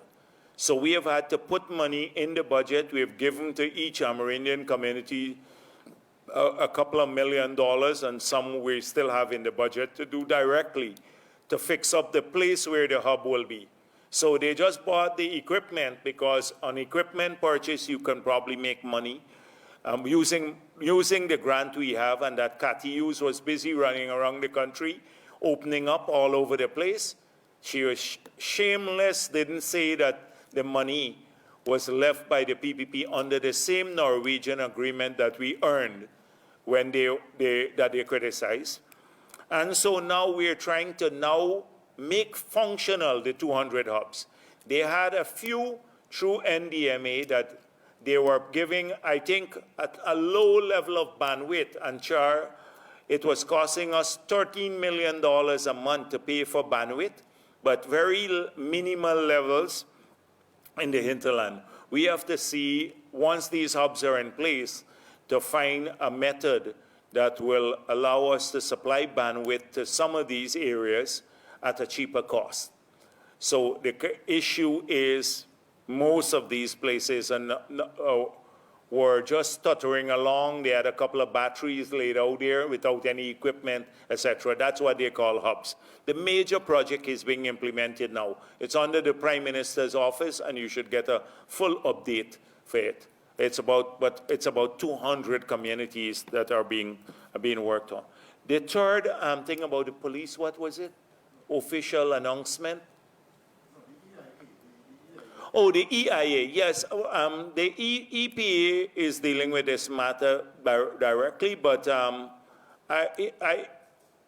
as your latter point about what I just said, and yes, the answer is yes, that area from the mouth of the river all the way to Wales is slated for major development. Now, mangroves, one other thing. The mangrove swamps, they don't prevent flooding. Water can go through mangrove. You have to have structures there too. And so part of the development of the west side into like a mini city where thousands of our people will work too, and connected with a bridge to the east side, that it will have structures to prevent flooding. So there have to be, if mangroves are removed, etc., they are replaced by structures to replace flooding. But the way I see it is that the whole area will be developed. But mitigating action can be taken elsewhere. So if you remove mangrove from there, we're planting mangrove along the coast. And we have a project to do that. As well as in the Aichuni, Kwakwani area and stuff, the project with the mine-out areas to do about 6,000 acres of replanting of trees that will earn us carbon credit to and replace the capacity to sequester carbon from the atmosphere that you take out here. So you balance development and environment. Yes. Nazima, you can go for the second round. Okay, or Dennis. All right, okay. Oh, yes, and you're not through the first round yet.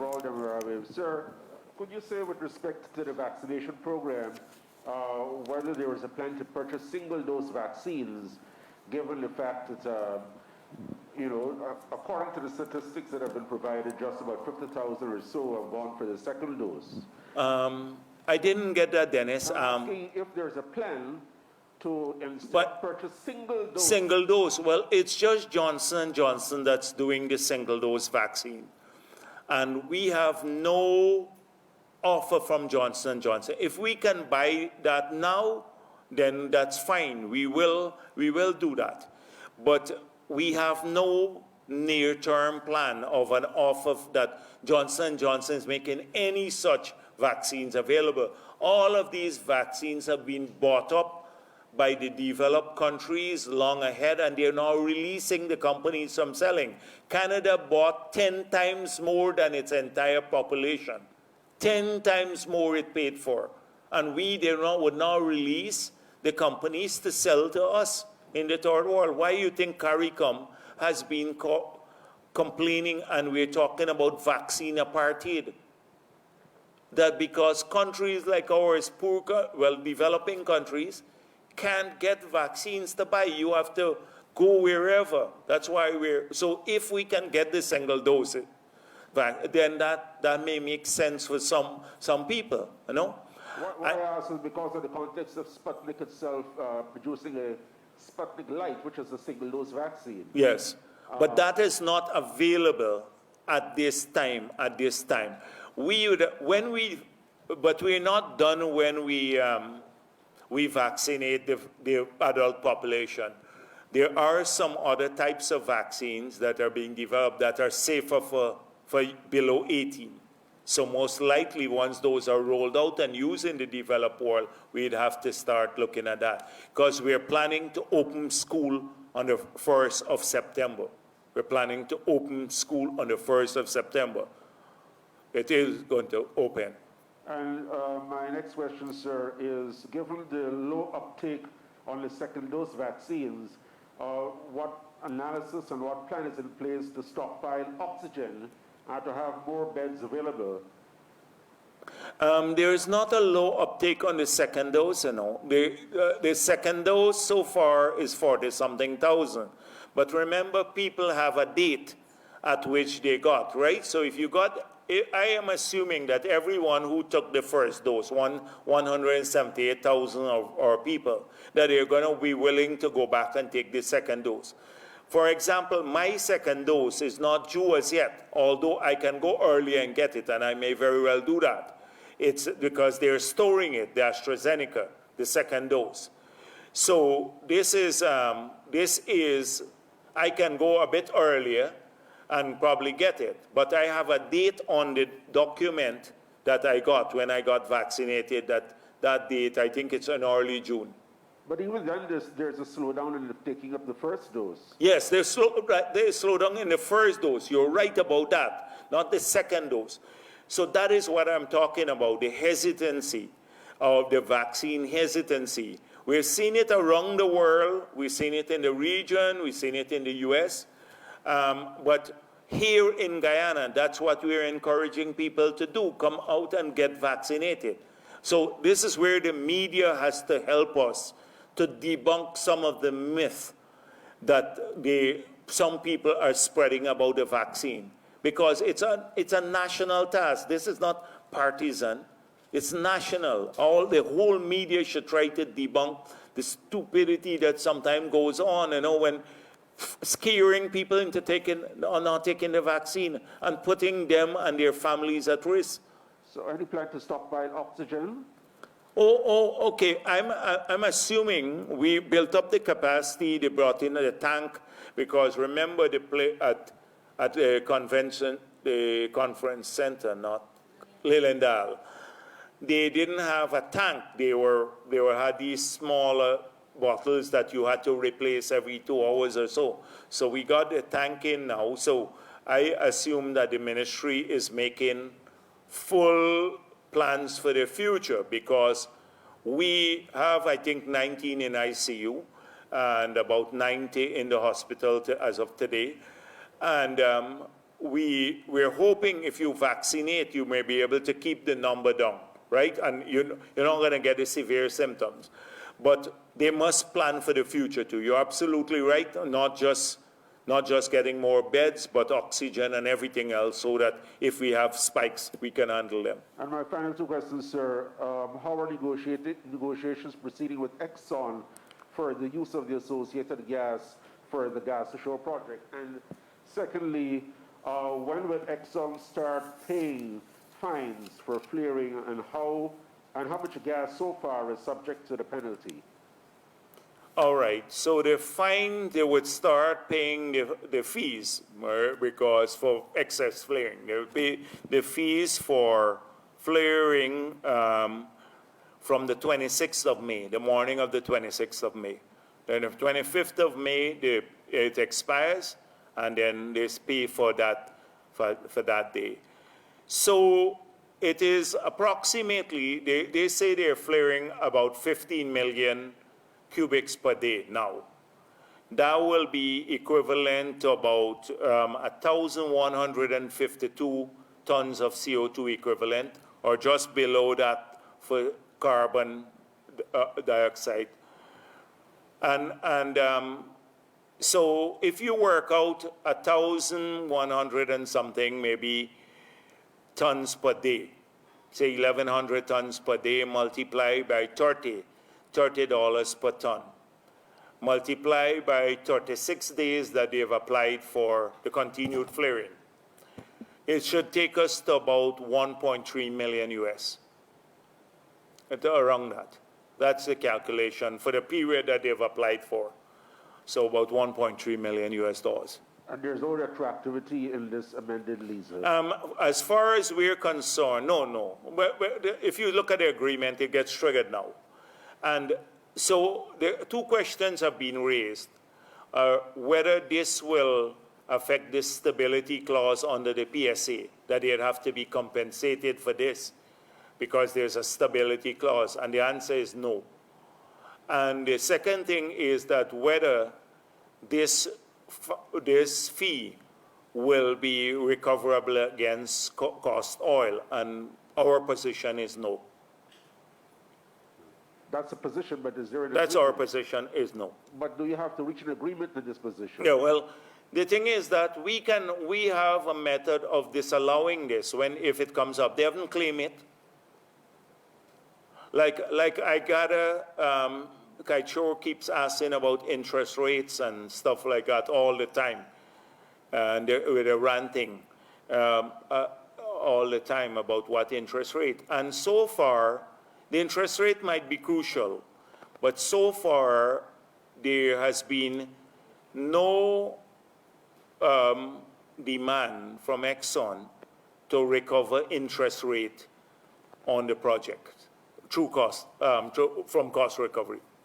And I had an earlier question about negotiations so far for... Oh, well, we have not, as I said before, we are recruiting a commercial expert. We have advertised for that person, the commercial expert, that would lead the negotiations on the gas, but we are aiming for zero, no payment whatsoever. I said that before. We don't want to pay for the first 50 million cubic, for first 50 million cubic that is coming in. We want the gas for free because it means even a lower rate of electricity for Guyanese. It could even come below the 6-7 cents per kilowatt hour, which is half of what we're generating at. Now, there was one clarity that somebody asked the president about that issue about the co-ownership of the pipeline, which I said here. But that co-ownership, our position is only up to 2026 when it's fully paid. Then it comes to the government totally. But you already agreed with Exxon for the first 50? No, that we would have 50 million cubic per day. That is clear. It is the price at which it comes in at now. Our position is we're not paying any money for it because, and I shouldn't be saying it so crudely, but the state should not pay for that because the PSA says that you have to, there's a price for gas there if it comes. So our position with them is that this should be free.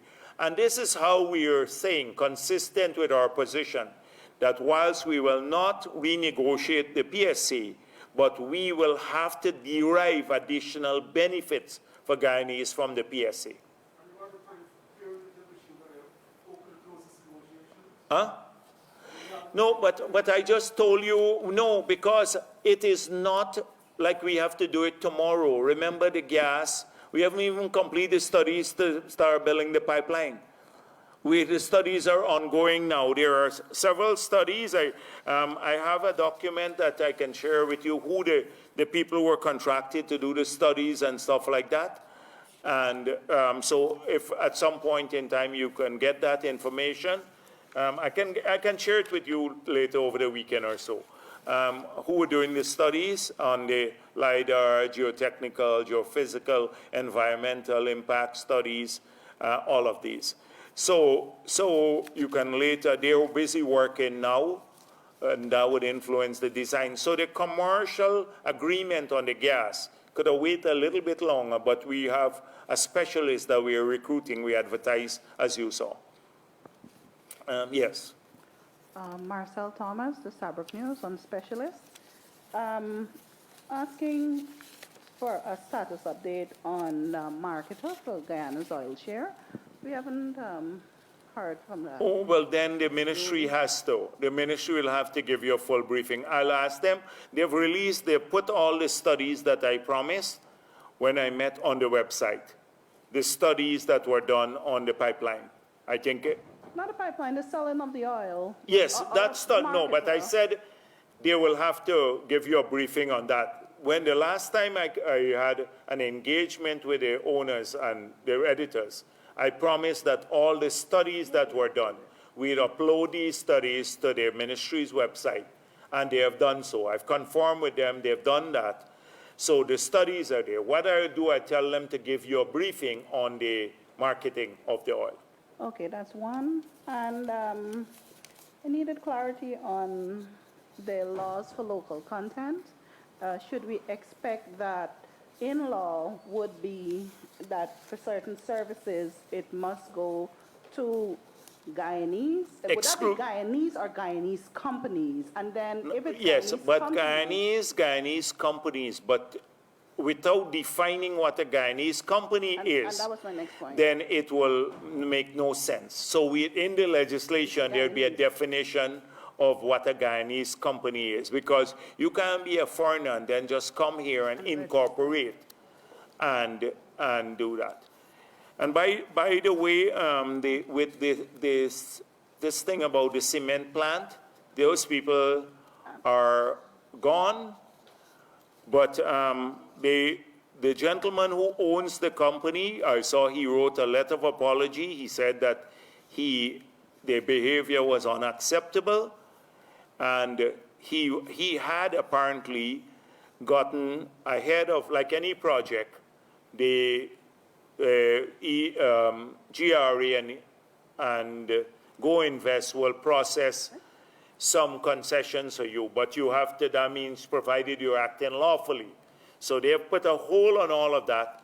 So now the company is welcome to invest here, but it has to seek all the regulatory permits consistent with the law. So if the EIA and the residents don't want it there, that's a different matter. You would have to move. But they're welcome in Guyana. That is the owner and the people, but not these two people who believe that they can disparage our country and act illegally here. They're not welcome here.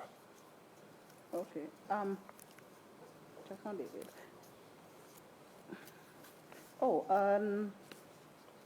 Do you know anything about the GIPEX conference, if it has been indeed cancelled, or government participation? I know once this Valiant is organizing it, we will not participate, and I'm making it that very clear. I spoke about the company Valiant when we were in opposition. We believe it's connected to a few individuals. We don't have a high regard for the company, and I don't want to say, I know a few well-connected people in APNU who may be front for this company, and they were creaming. I don't have to give all the details here, but they were creaming resources. So we believe that these things can be indigenously organized too by Guyanese. Why can't we, Guyanese, why do we have to bring a UK company to organize a conference? And people make a ton of money from this. We're just talking about local content. Can we put together a group of Guyanese who will organize a virtual conference on oil and gas? All the speakers are our people, or those invited from the companies are here. I believe we should do that more. Guyanese should be at the center of all of these things. We're just talking about local content. So that's my position. We're quite clear. That government would not participate if it's Valiant. Okay. My substantive question now. You based a lot of this conference on saying that there's been no planning. There was no planning, by APNU during its 5 years, and you list a number of reasons to illustrate that was not like absolutely. They planned to rig the elections. Okay. There was planning there, so. My question would be this then. There was no planning, yet the PPP would have based its flagship gas-to-shore project, that it's now saying, on studies and plans that were submitted by the APNU AFC. How could you justify that then? But that's where you make a fundamental mistake. There was no plan by AFV APNO. There are studies that were done by independent organizations.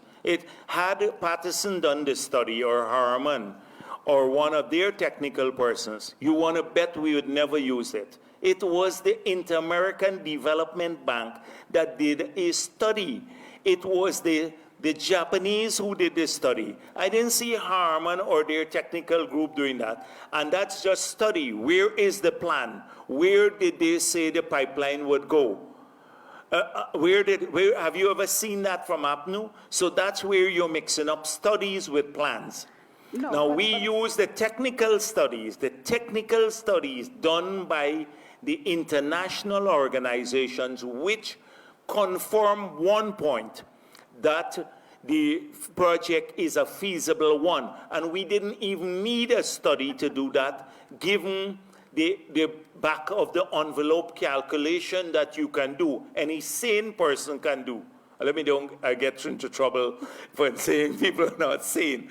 But it's a no-brainer, basically, for any person who does a back of the envelope calculation. They just take what we are doing now and what the total cost would be, what the payback period like, what the savings would be, and then you would say, oh, this is a great project. You have to do it.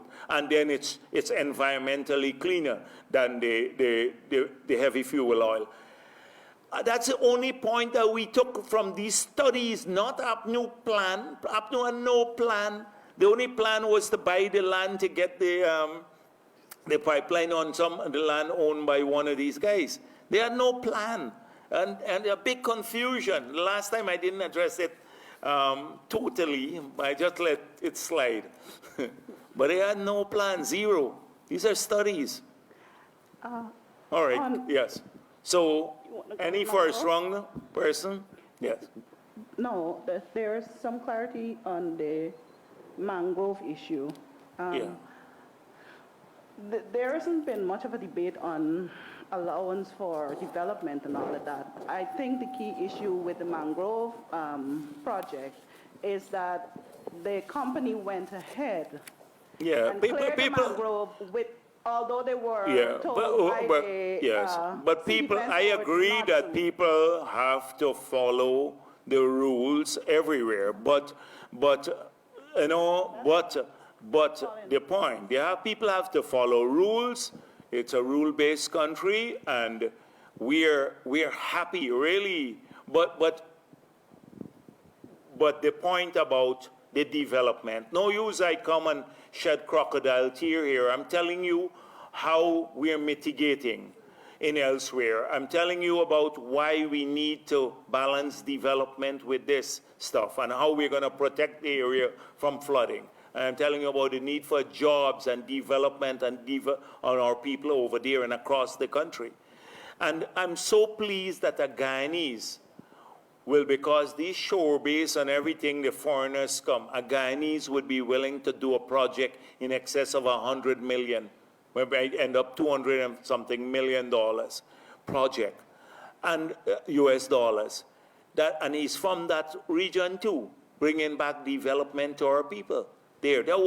When that area is done from the corridor, you would generate easily in that region, I think, 20, 30,000 jobs.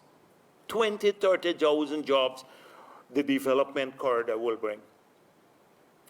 That alone there. That development corridor would bring. And people from Region 4, because you would have a 4-lane bridge and bypass road, have easy access over, people can work there. We have to develop our rivers too. When you go in the developed countries, both sides of their rivers are developed, etc. Why, you know? So yes, go ahead. Again, times. Sir, on that same issue of developing, what do government plans to do to ensure that investors adhere to environmental best practices and going forward, especially since you're going to develop the riverfront? Sure, but they all have to, that's why I'm saying follow the rules. They have to follow the rules. But I don't think this was just a rule-based thing. That's one thing that you can agree with. People need to follow the rule. My point was about the crocodile tears that being shed by Apno over mangrove, taking a trip in the river Harmon. He didn't take a trip for development for anything over there. Did he take a trip to Wales when they were firing 2,000 people? He gone down the river shedding crocodile tears about, oh, they cut down the mangrove here. No sincerity, you see it. It's a political issue. That is the crocodile tears that I have. It rubs me the wrong way. Okay. Sir, you mentioned that we lost the new agreement with Norway. Can you... Yeah, because... negotiations that were ongoing to... No, but nothing. We got zero. In 5 years, we have lost... So the agreement would have expired in 2015. Under the PPP plan, we would have had a successor agreement. There was no successor agreement. So that meant we were not paid for environmental services or forest carbon services for the 5 years they were there. They were just living off of the money that we earned, the PPP earned and left, the 200-odd million. Nothing. So as soon as we got back in, we started re-engaging Norway on that successor agreement. Then, as the president pointed out, we have been working with this art, right? So this is the architecture for RED Plus transactions. And we have an MOU with this group, an NGO called the Emergent Group. So Emergent Group, we signed the MOU. They will, like how Norway was paying us $5 per ton, this group will underwrite our carbon at $10 per ton. So at a minimum, you're getting $10 per ton. If they go to the voluntary markets or any market and sell our forest carbon at $8 or $5 because there's no market for it, they still have to pay us $10.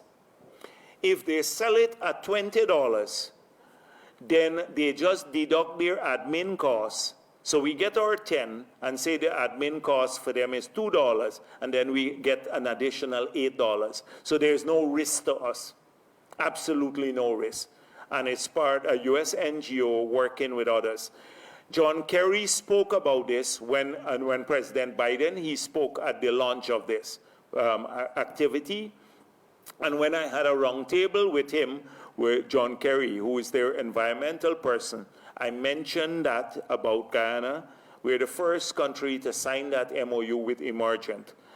And so we're hoping to get back some profile in the market where the profile also helps the country a lot. Has the company found any markets? What? The company Emergent, has they... No, but this is not like overnight. Remember, this climate change thing takes time to get going. So we're hoping that, but you have to also be there and put your product out and then strengthen your product through MRV. We have issues with baseline, where they set baseline, so it's not all easy. APNU thinks you can just talk about these things. These are highly technical issues that you work on every single day, highly technical. And that work, I can assure you, is being done. Whilst they're yapping a thing, like one person said, the rumor mill now that we told the police to identify by ethnicity every policeman in every police station. This crazy one, what's his name?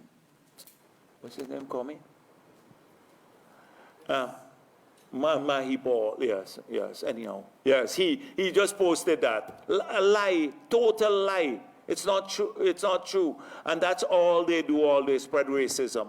They wouldn't have a discussion about a technical issue like that moves the country forward. They would never have a discussion about that. And Harmon had this portfolio because he was the focal point for GCF and all of those things. It made a mess of the total situation.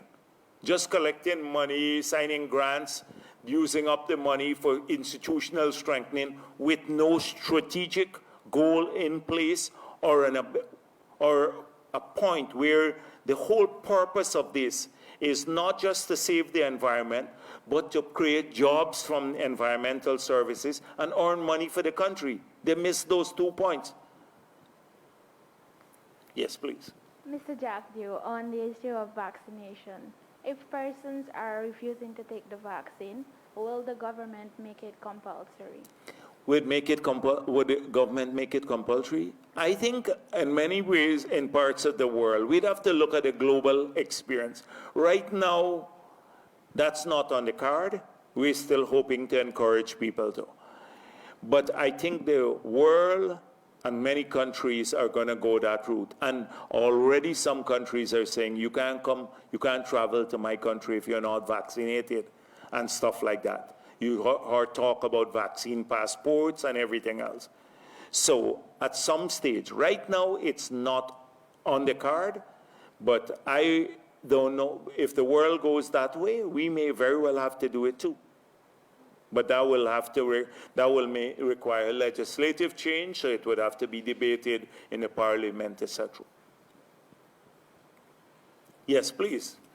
Mr. Vice President, regarding the revised permit for Exxon, there are some preparations in the public domain that the $30 that is being levied on the company, they will not have to pay that full amount. It is being proffered that the country will have to stand some of that cost. Could you address that for us, sir? I just did. I said that I pointed those two things out.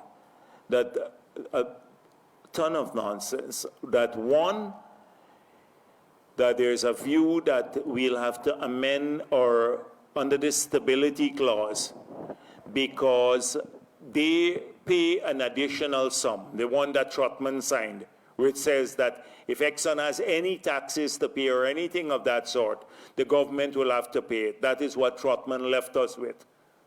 The APNU legacy. And our answer is no. Will there be no compensation? The government will not pay it.